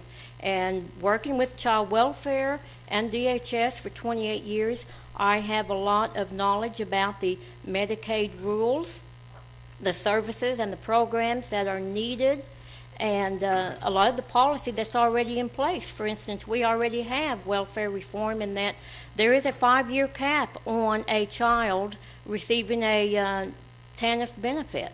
So there's already reform in place. So when we are looking at cutting, I'm aware of what is there and can perhaps guide some of that policy without endangering our vulnerable citizens. Thank you, Ms. Rainwater. Representative Smalley, why do you think you're the best candidate? Thank you, Marilyn. I actually think it's a pretty funny question because I don't really think anybody up here is going to say that somebody is better than them or the other. I believe I'm the best candidate up here for the fact that I have the integrity and I have the moral compass to make those decisions. While our vocation will always help us and while our past will always help us, we have to be flexible and be able to learn and work with others and understand what's coming at us. In the last 2 years I've served in the House, it was like drinking water through a fire hose, understanding the issues and how the issues changed on the fly and how we adapted to that. We will always go back and rely on our experience and our instincts, but when it comes down to you going into the voter box, you have to find the person that 9 times out of 10 when you're not there, they're going to make that decision for you, but they're going to have the integrity, the moral compass, and the right attitude to do that. And that's why I believe I'm the best one on this panel. Thank you. I failed to mention that the Democratic candidate, Mr. Billy Hinton, was also invited, but he did not respond to our invitation. Mr. Dobry, we'll begin with you for the first question here. Do you think climate change is happening due to man-made pollution? If not, then what is causing it, or is it a fallacy, and why? Well, that's obviously a complicated question, and I'm not a scientist. My view is that if you go back thousands and millions of years, we've had ice ages and we've had ages in which the earth has heated up. I think with practically just a little over 100 years of industrialization, I think that the evidence is out as to whether man's activities is the cause of it or whether it is a lot more complicated than just that. My personal view is that we have to be careful that we balance our regulations against the need to promote our economy and our jobs. And I think that in the absence of the evidence, that it seems to me that the evidence is yet to be made for saying that global warming is man-made. Mr. Bashek, do you think climate change is happening due to man-made pollution? If not, then what is causing it, or is it a fallacy, and why? Climate change does happen. We just have to look at the history of the geological formations to say that it happens. But I think the big problem we have is that we grossly overestimate our importance as humans on the earth to contributing to that climate change. It happens. But it happened before we had the Industrial Revolution. Major events that they attribute to climate change and our fault happened before the Industrial Revolution. We overestimate our importance in the ecology of the earth when we say that we're the one causing that climate change that devastates it. We should be good stewards of the resources that God has provided us, and we'll be held accountable for that by Him. But we also overestimate our importance when we claim that we're the ones that are driving climate change, that we're the ones that can save it. The planet will go on as it does. We can have an impact as stewards, but to say that we're the cause of it and that we can also control the climate change just overestimates our importance and leads us down a path where we can't do any good. Mr. Williams, do you think climate change is happening due to man-made pollution? If not, then what is causing it, or is it a fallacy, and why? It's not caused in Oklahoma by man-made pollution. Can we do better? Sure we can, but I'd like to have some more rain at my place. You know, a few years ago, rained more at my house, and nothing that I do at my house has changed that. In fact, it just doesn't rain sometimes. But we've been pretty good. Go to India, go to China. You want to see environmental challenges. That's where the problems are, and or go to L.A. and try to breathe. But you know, we're not the problem in Oklahoma, and the EPA has really created some outlandish restrictions and overreach. They're wanting to regulate everything that runs down a ditch, runs into a creek, that runs into a river, and say you can't do anything about it. That's one of the regulations they're working on. So we have an EPA that's way out of control, wants to reach into our lives, and we've got our own Department of Environmental Quality. We need to tell the EPA, stay in Washington, we'll take care of ourselves. Mrs. Rainwater, do you think climate change is happening due to man-made pollution? And if not, then what is causing it? Or is it a fallacy, and why? I think there is sufficient studies that have been done that indicate man's activities have contributed to it. Although I really think the discussion doesn't need to really focus on the cause as much as the reality is we have things going on in our climate and our atmospheres and so forth that we need to be dealing with. For instance, the droughts, the more severe storms, the tornadoes. What are we as a community and as a state going to do with the result of that? I mean, it is a reality. We have to look at that. Representative Smalley, do you think climate change is happening due to man-made pollution? And if not, what is causing it, or is it a fallacy, and why? Thank you, ma'am. You know, as serving you in the Marine Corps, one of our main mottos was improvise, adapt, and overcome. I believe the Lord Almighty is in charge of the weather. He gives us the opportunities to develop new technology, and as the new technology thrives, then we can benefit ourselves and be good stewards of that. We watch business after business today in building new facilities, produce geothermal technologies. We see solar power being created every day to try to be good stewards of that. We have a situation, we have to improvise, adapt, and overcome. Thank you. Our next question is directed to Mr. Mashak. How can Oklahoma resist federal overreach?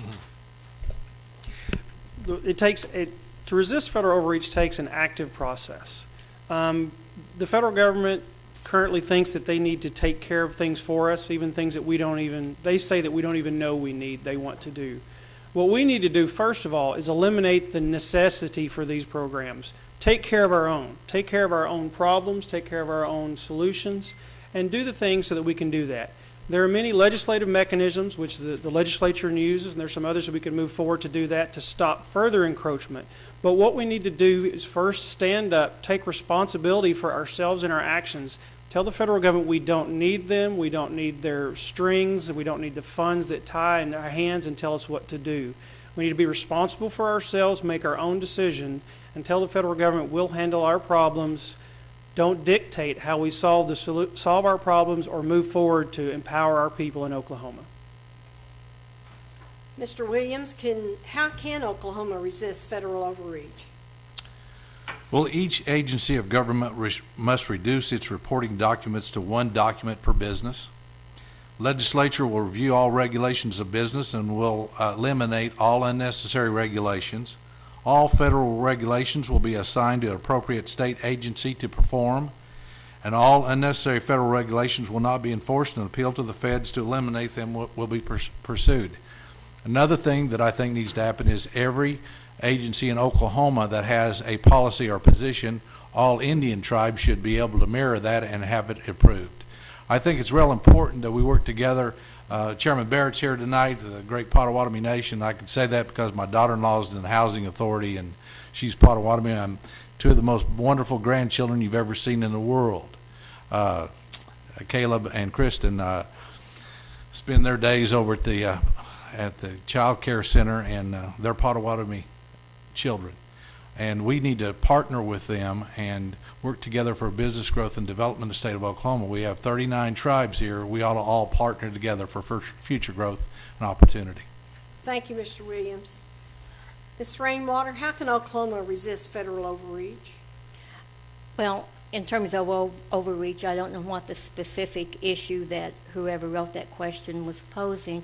The reality is Oklahoma does receive about $1.30 in federal money for every dollar that we send, so we do get a nice little gift back with the programs that we have here in Oklahoma, and we do have a lot of programs that I think benefit our communities. Our Medicaid dollars, our Medicare dollars, They serve our people.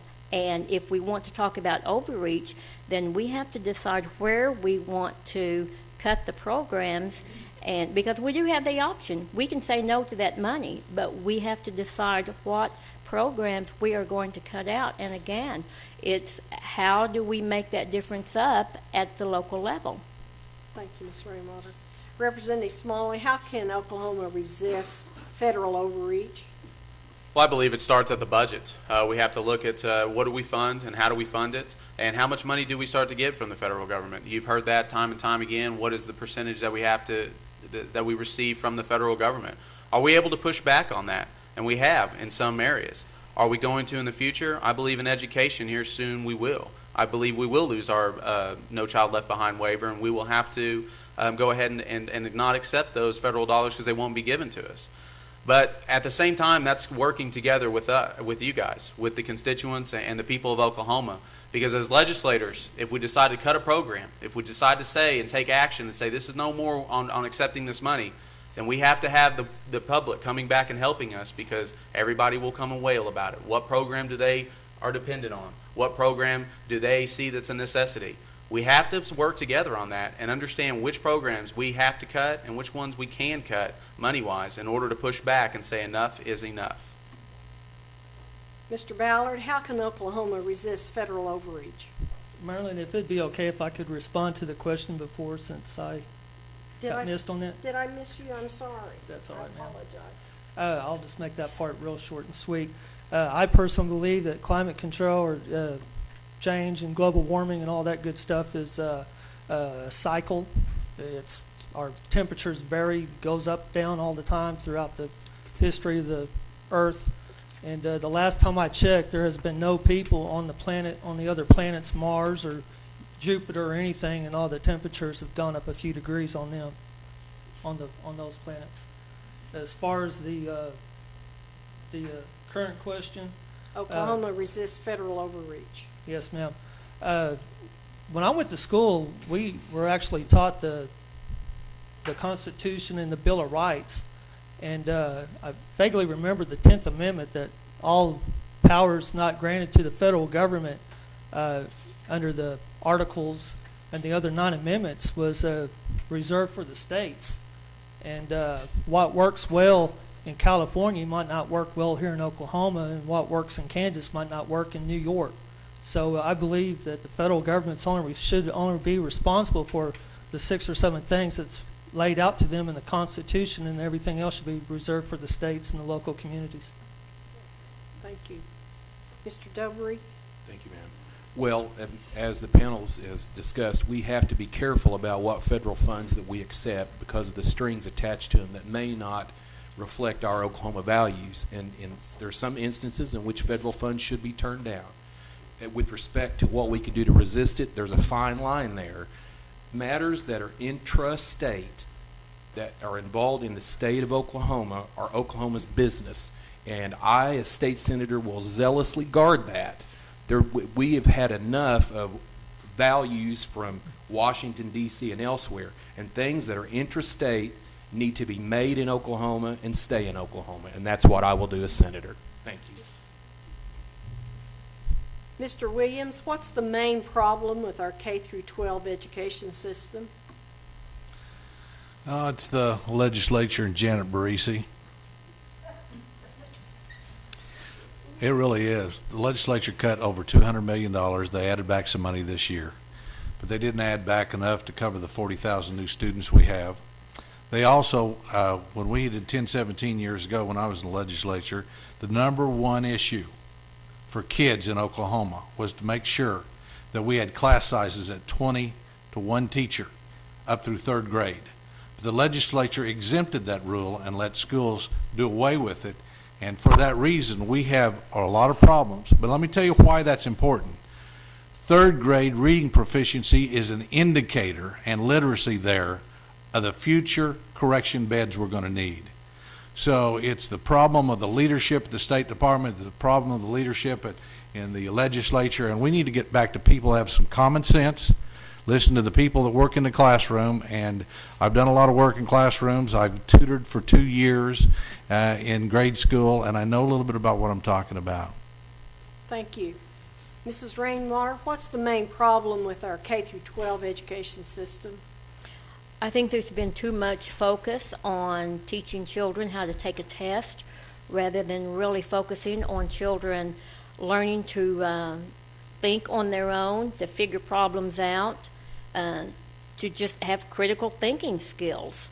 I mean, we have benchmarks that we want our students to reach, to be able to have jobs. We have to have them prepared to be competitive in the marketplace, but I think a lot of the real learning process seems to have been lost.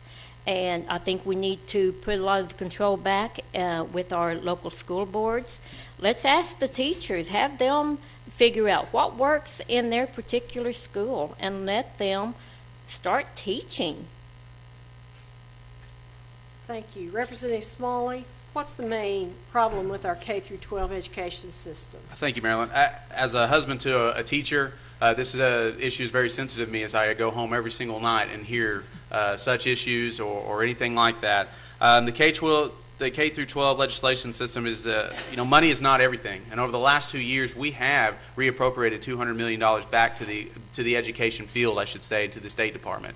However, the legislature and the State Department does not work very well together at this point. And you have to look at that when the State Department reallocates those monies to programs and not back to the classroom. That is why we have class sizes the way that we have. When we have a State Department that does not take testing seriously and continues to have high-stakes testing for profit, that is where we have an issue. We have to continue to let our teachers teach. We're at an all-time high at Oklahoma State University not putting teachers out. We are at an all-time high with superintendents having applications there in Lincoln County for teachers next year. We are losing teachers at a drastic rate, and we're not putting the money back to the classroom. We have to move forward in that direction. Mr. Ballard, what is the main problem with our K through 12 education system? There's no way to discuss that in a 2-minute time. There's so many different problems, but one of them is you have the United States Department of Education and the federal government, and even up at the state capitol, dictating how things should be done at the local level, like at Pottawatomie, Lincoln counties, Seminole County. They know a lot more about what should be taught at our local levels than some bureaucrat and some office that hardly ever sees sunlight up in Washington, D.C. Another problem is our teachers are underpaid. We have the lowest paid teachers in the region, but we have the highest paid school superintendents, and I think we need to cut down on our school superintendents and combine some of them school districts and give some of that money to the teachers. Mr. Dobry, what is the main problem with our K through 12 education system? Well, it's not just simply a matter of money. And at a bare minimum level, we have to turn out students who can read and write. I've had persons that have come through my office in my business who cannot fill out a simple form. That when we have kids that go through the educational system and they can't read, somebody has missed something somewhere. So we need to make sure that kids can read and write if we're going to be able to grow our economy. And finally, I think another thing that really needs to be said is you're going to have parental involvement with kids, teaching them to learn. If you have a less than stellar school system, but you have devoted and committed parents who want their kids to learn and do well, they are going to do well regardless of where that school ranks. And that needs to be encouraged. Mr. Mashak, what is the main problem with our K through 12 education system?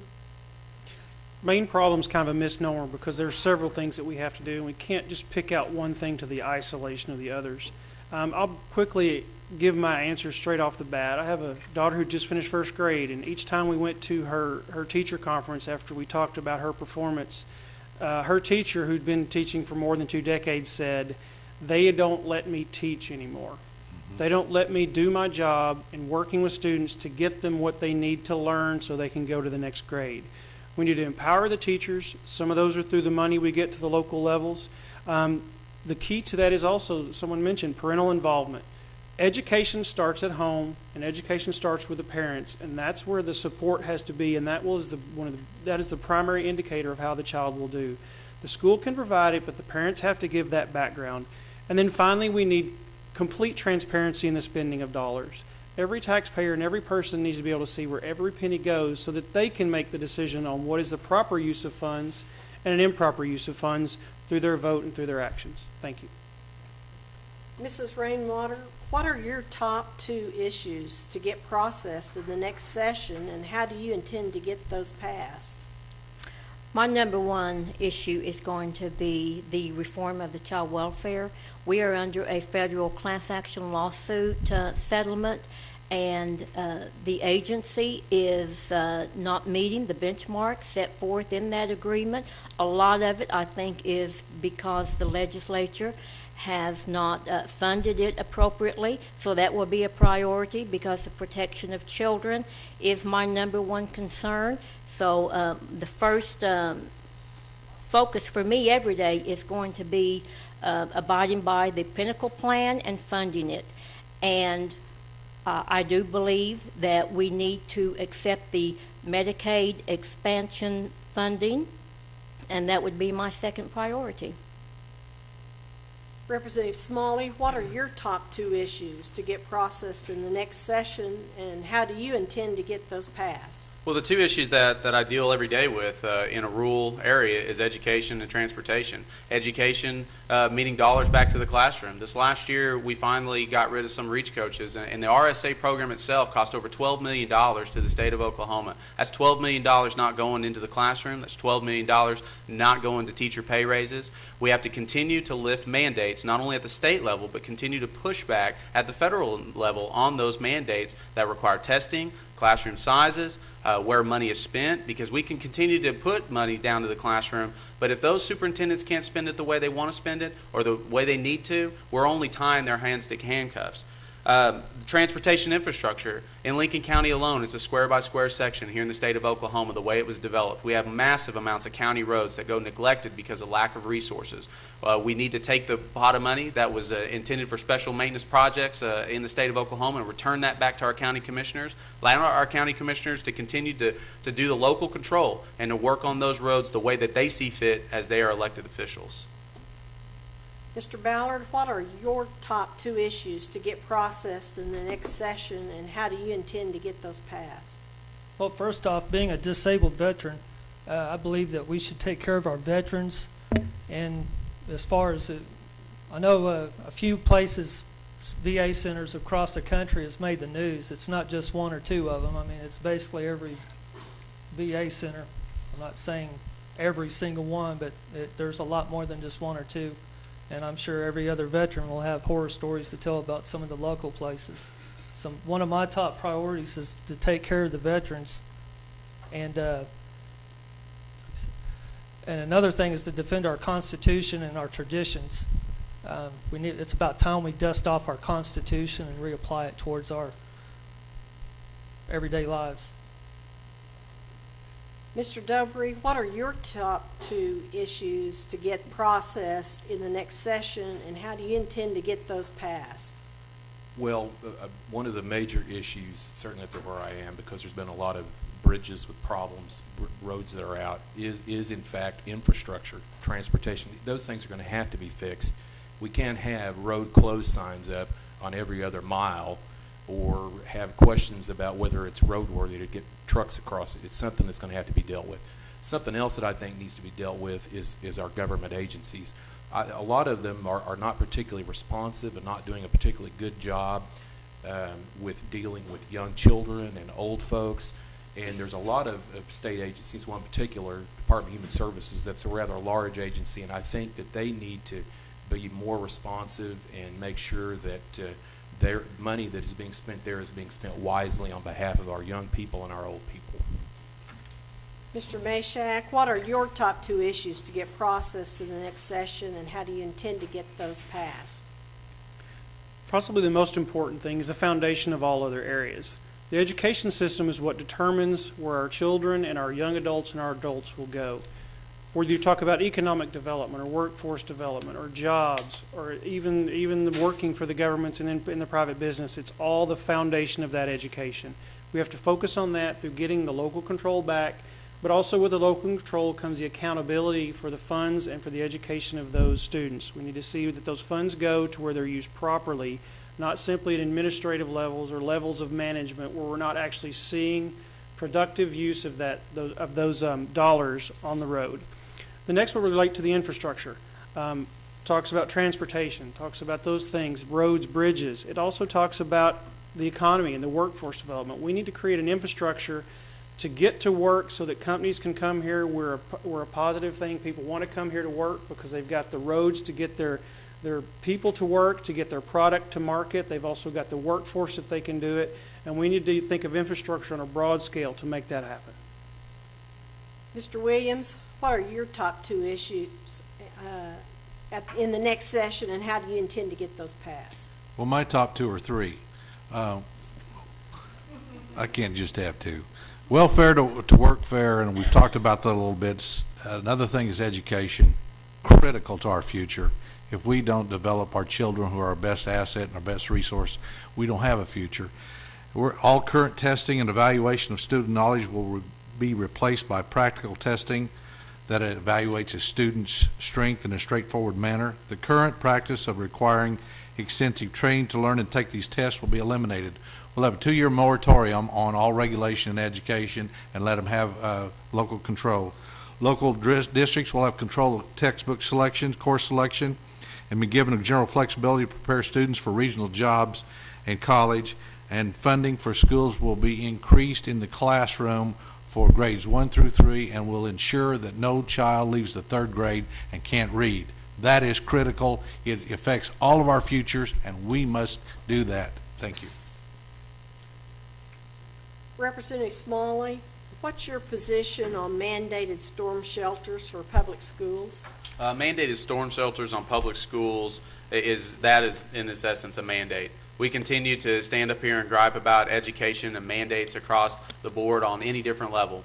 But a mandate to tell a school that they have to build a storm shelter is not the place of the legislature. They can have that building and that bonding capacity themselves. Multiple schools in Lincoln County, after the tornado, I contacted them. They already had their facilities. They took it upon themselves to build those facilities through their own private organizations or bonding ability, and they built them, and they did it on themselves. We don't need to control schools from the legislature through curriculum and mandated dollars. Then we don't need to control them through mandated on storm shelters. Mr. Ballard, what's your position on mandated storm shelters for public schools?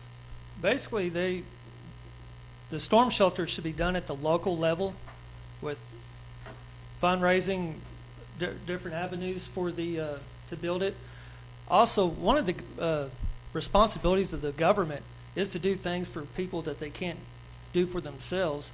And there are grants that can be doubled up, because it's not just storm shelters, but, we live in a dangerous time, and, Homeland Security don't help local areas to build facilities like storm shelters that can be doubled up for other emergency situations.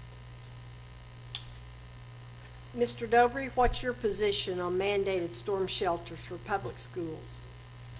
I don't believe that they need to be mandated from Oklahoma City.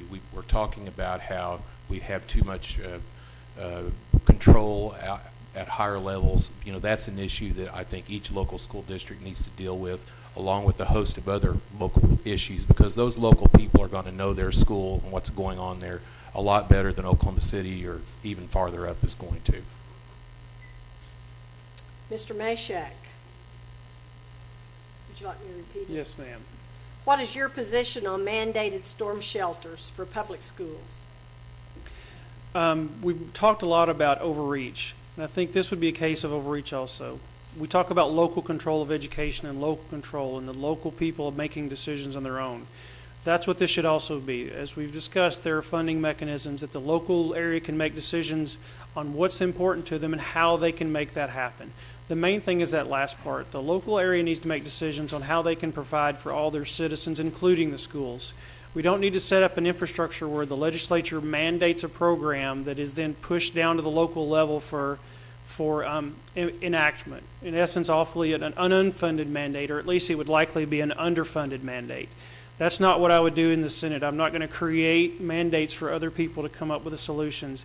The goal is to allow people to solve problems, not to have the government solve problems for people. Mr. Williams, what is your position on mandated storm shelters for public schools? I don't believe the mandates should come from the state government level. However, I love children, and I don't think a child should die in a tornado. I really don't. My heart goes out to the families that lost those 7 children in Moore, Oklahoma. My solution would be, we've got $550 million in a rainy day fund. Let's provide some incentives, matching funds, if you will, to local communities that need some help. And let's let the local people contribute, and maybe some matching funds from a state level. But let's make sure that those places are safe for our children. When they go to school, they trust the adults, and we want to have a safe place for them to go. Now, I'm old enough to remember that we had bomb shelters when I was a kid. It was nuclear bomb shelters that we had, and that's where we went if anything went bad. And because back then there was a lot of money, then we built bomb shelters. But we should put some matching funds, some incentive funds at this state level out of the rainy day fund to ensure every school has the opportunity to protect their children during tornadoes in Oklahoma.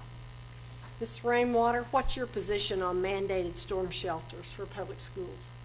Well, when I grew up, I went to a little country school, and there were lots of little country schools, nearly one every mile or so.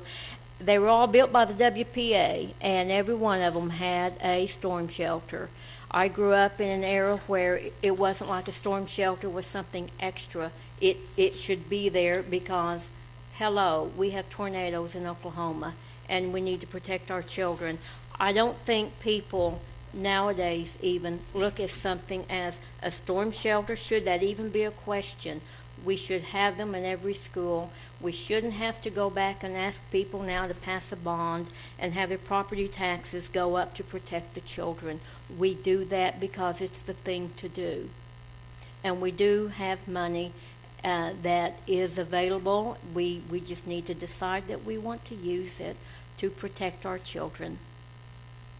This is our last question. Recently, the Republican governor of Louisiana, Bobby Jindal, said the Republican Party needs to stop pandering and coddling big corporations. Do you feel like this happens in Oklahoma? Mr. Ballard? Well, there is certain tax breaks and credits given to the big corporations as well to other businesses. Everyone should pay their fair share. And when you say that, it's not just the top 1%. I mean, if you're going to honestly say everyone should pay their fair share, everyone should pay their fair share. But you do need to have businesses in your communities in our state to provide jobs for everyday people, because without the businesses, corporations, no matter how big or small, there wouldn't be any jobs, and there'd be a lot more welfare going on than there is now. Mr. Dobry, would you like for me to repeat the question? Yes, please. Recently, the Republican governor of Louisiana, Bobby Jindal, said the Republican Party needs to stop pandering and coddling big corporations. Do you feel like this happens in Oklahoma? Well, I guess, that's kind of an interesting question. Coddling to somebody might be promotion to somebody else. I think that there's a political process, and as a result of that political process, certain policies are initiated. I don't necessarily want to attach pejorative labels to policies that are affected.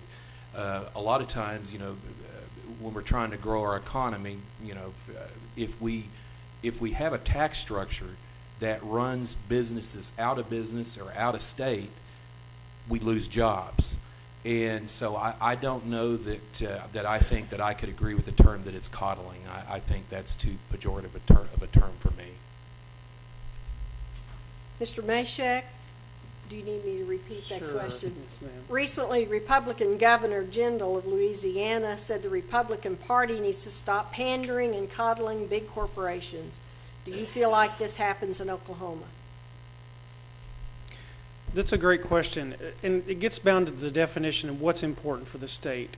We look at businesses to generate jobs and to generate growth and the economic environment for people to succeed. What the process does is it looks at how we can stimulate business and growth, how we can make Oklahoma a place that businesses want to not only come but to stay for the long term, become a part of the Oklahoma community for the long term, providing those services. We look at those businesses, big and small, and see what we can do to facilitate the economic environment to let them succeed. We don't use it to pick winners and losers. We let the market take place for that. But we need to create the environment where these businesses of various sizes can succeed.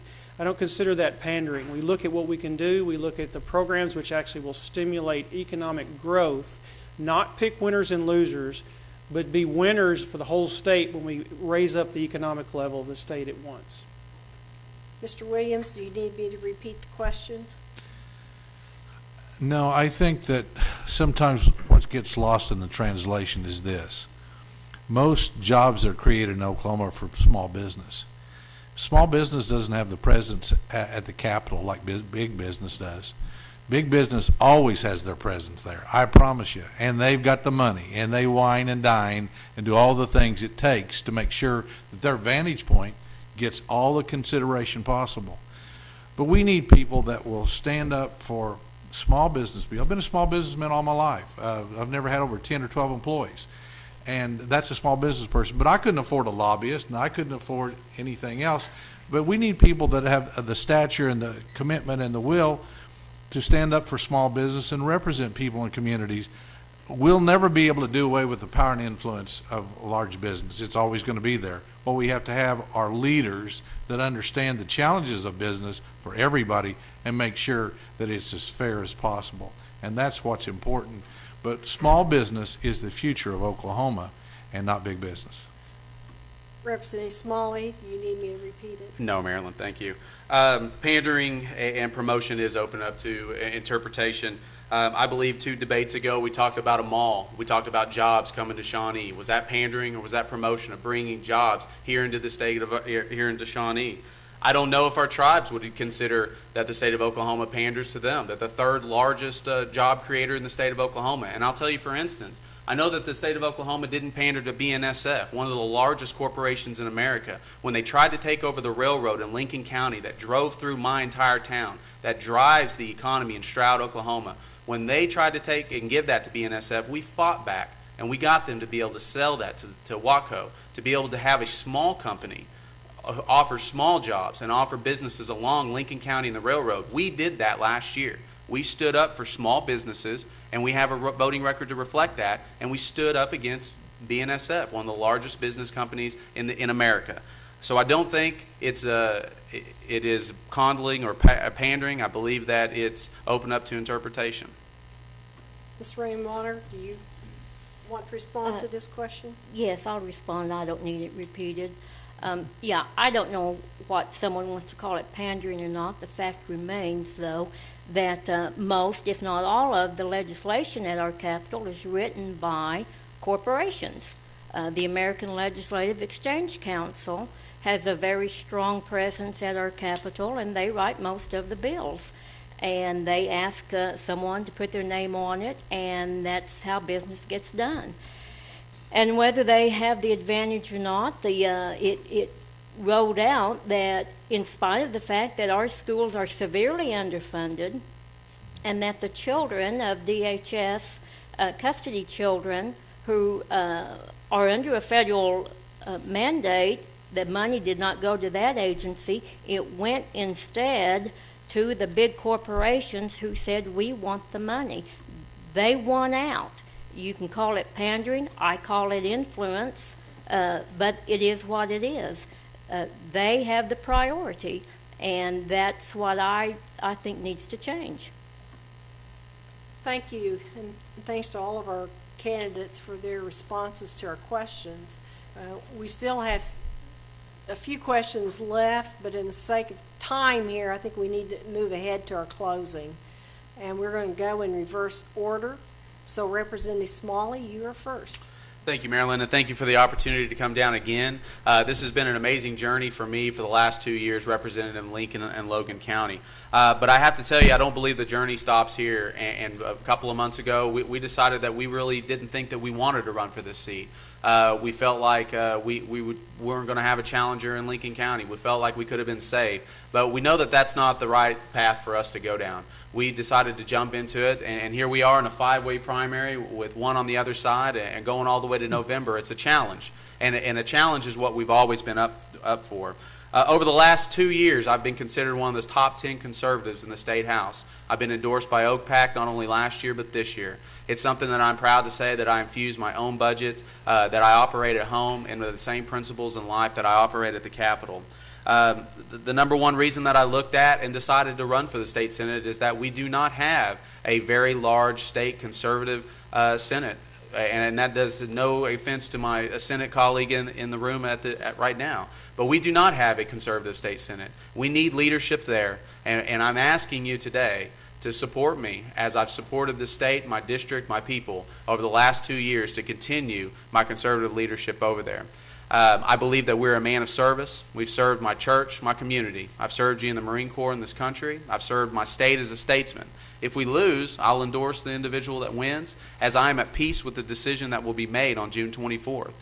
We know that the doors will open in all realms, whether we lose or whether we win. We're only blessed to be there at those doors when they open or when they close. We'll have to make those decisions. It gives us an opportunity to continue to meet each and every one of you face to face, develop a relationship with you, to understand who you are and who I am, and that open door policy will always stay intact. That when you call, we will call you back, and you'll always know me not as Representative Smalley, not as Mr. Smalley, but just as Jason, as I always call and answer the phone that way. Thank you. Mrs. Rainwater. Why I'm running for the state Senate seat is, again, because of my advocacy for the vulnerable citizens who do not have a voice.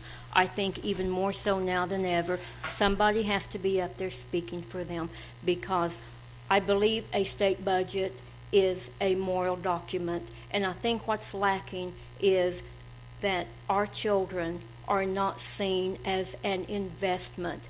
They are seen, well, as something that somebody is supposed to raise, but if there is a problem in making sure that they are fed, educated, have medical needs that are going unmet, that is not a function of our government, and I think that's wrong. And I think our state is going to be judged very harshly by history, in that we have children who are going with their needs unmet in the most drastic circumstances, and yet those needs are being overlooked, not because we don't have the money. These gentlemen have said we have the money.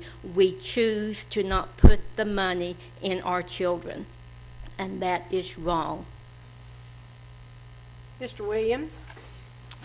Thank you. This has been a good evening tonight, and I really appreciate you guys for sponsoring it. I want you to know, everybody on this panel up here that's running for state senate, they're a good person. I even like Marilyn as a Democrat. Thank you. She's a good gal.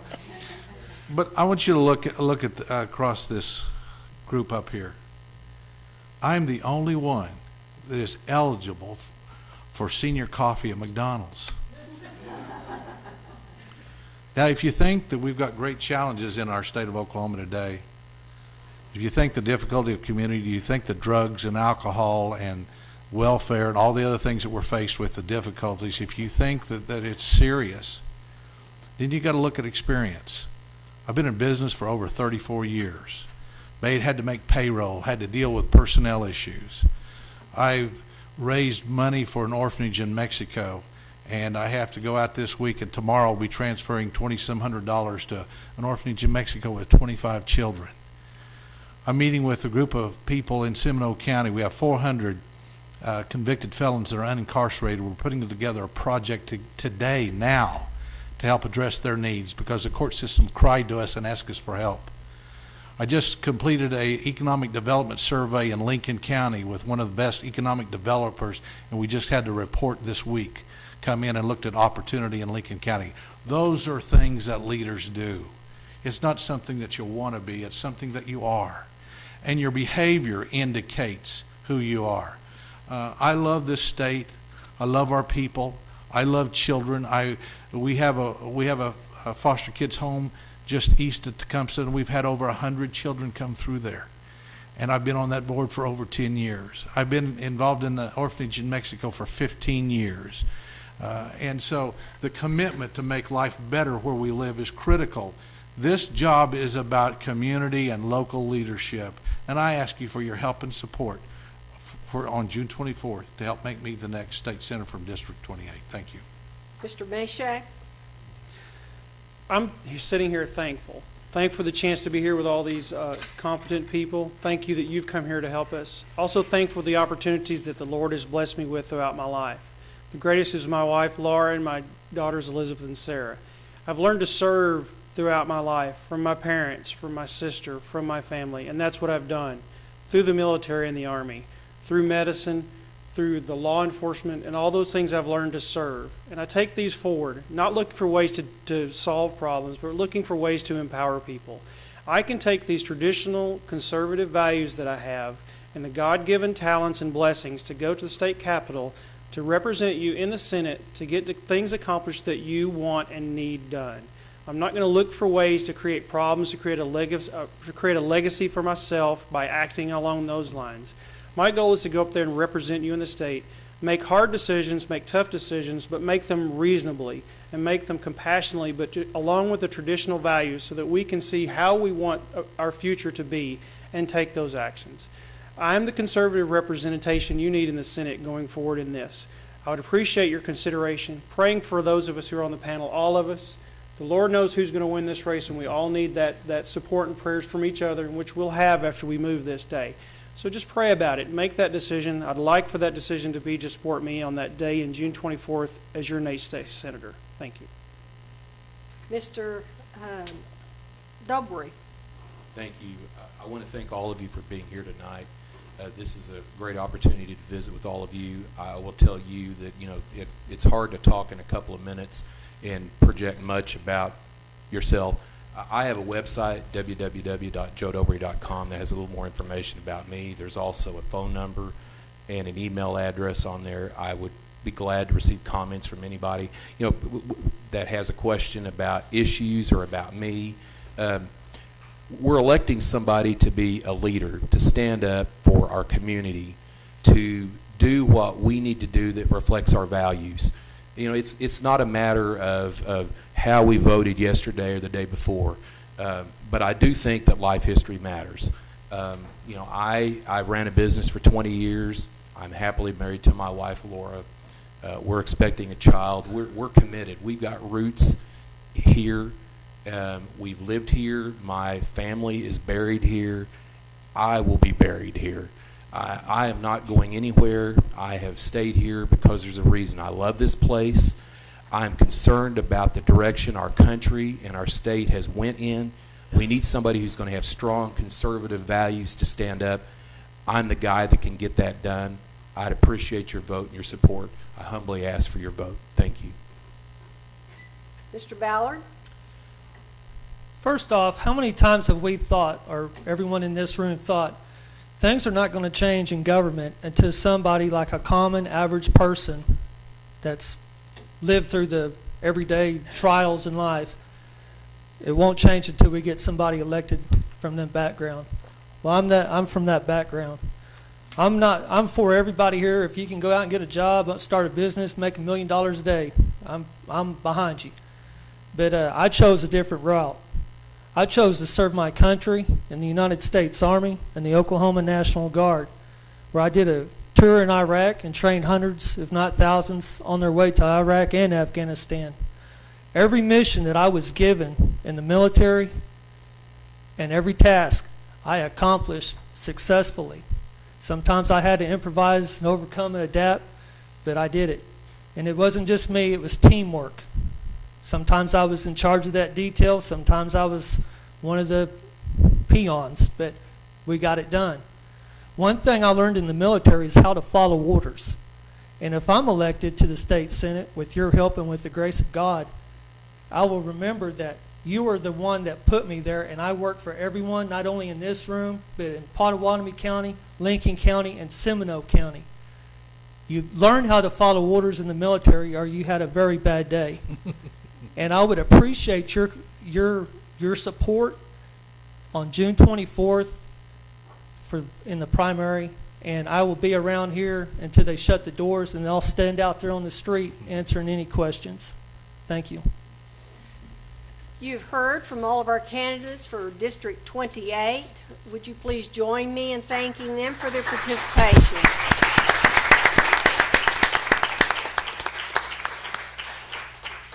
A couple of wrap-ups here.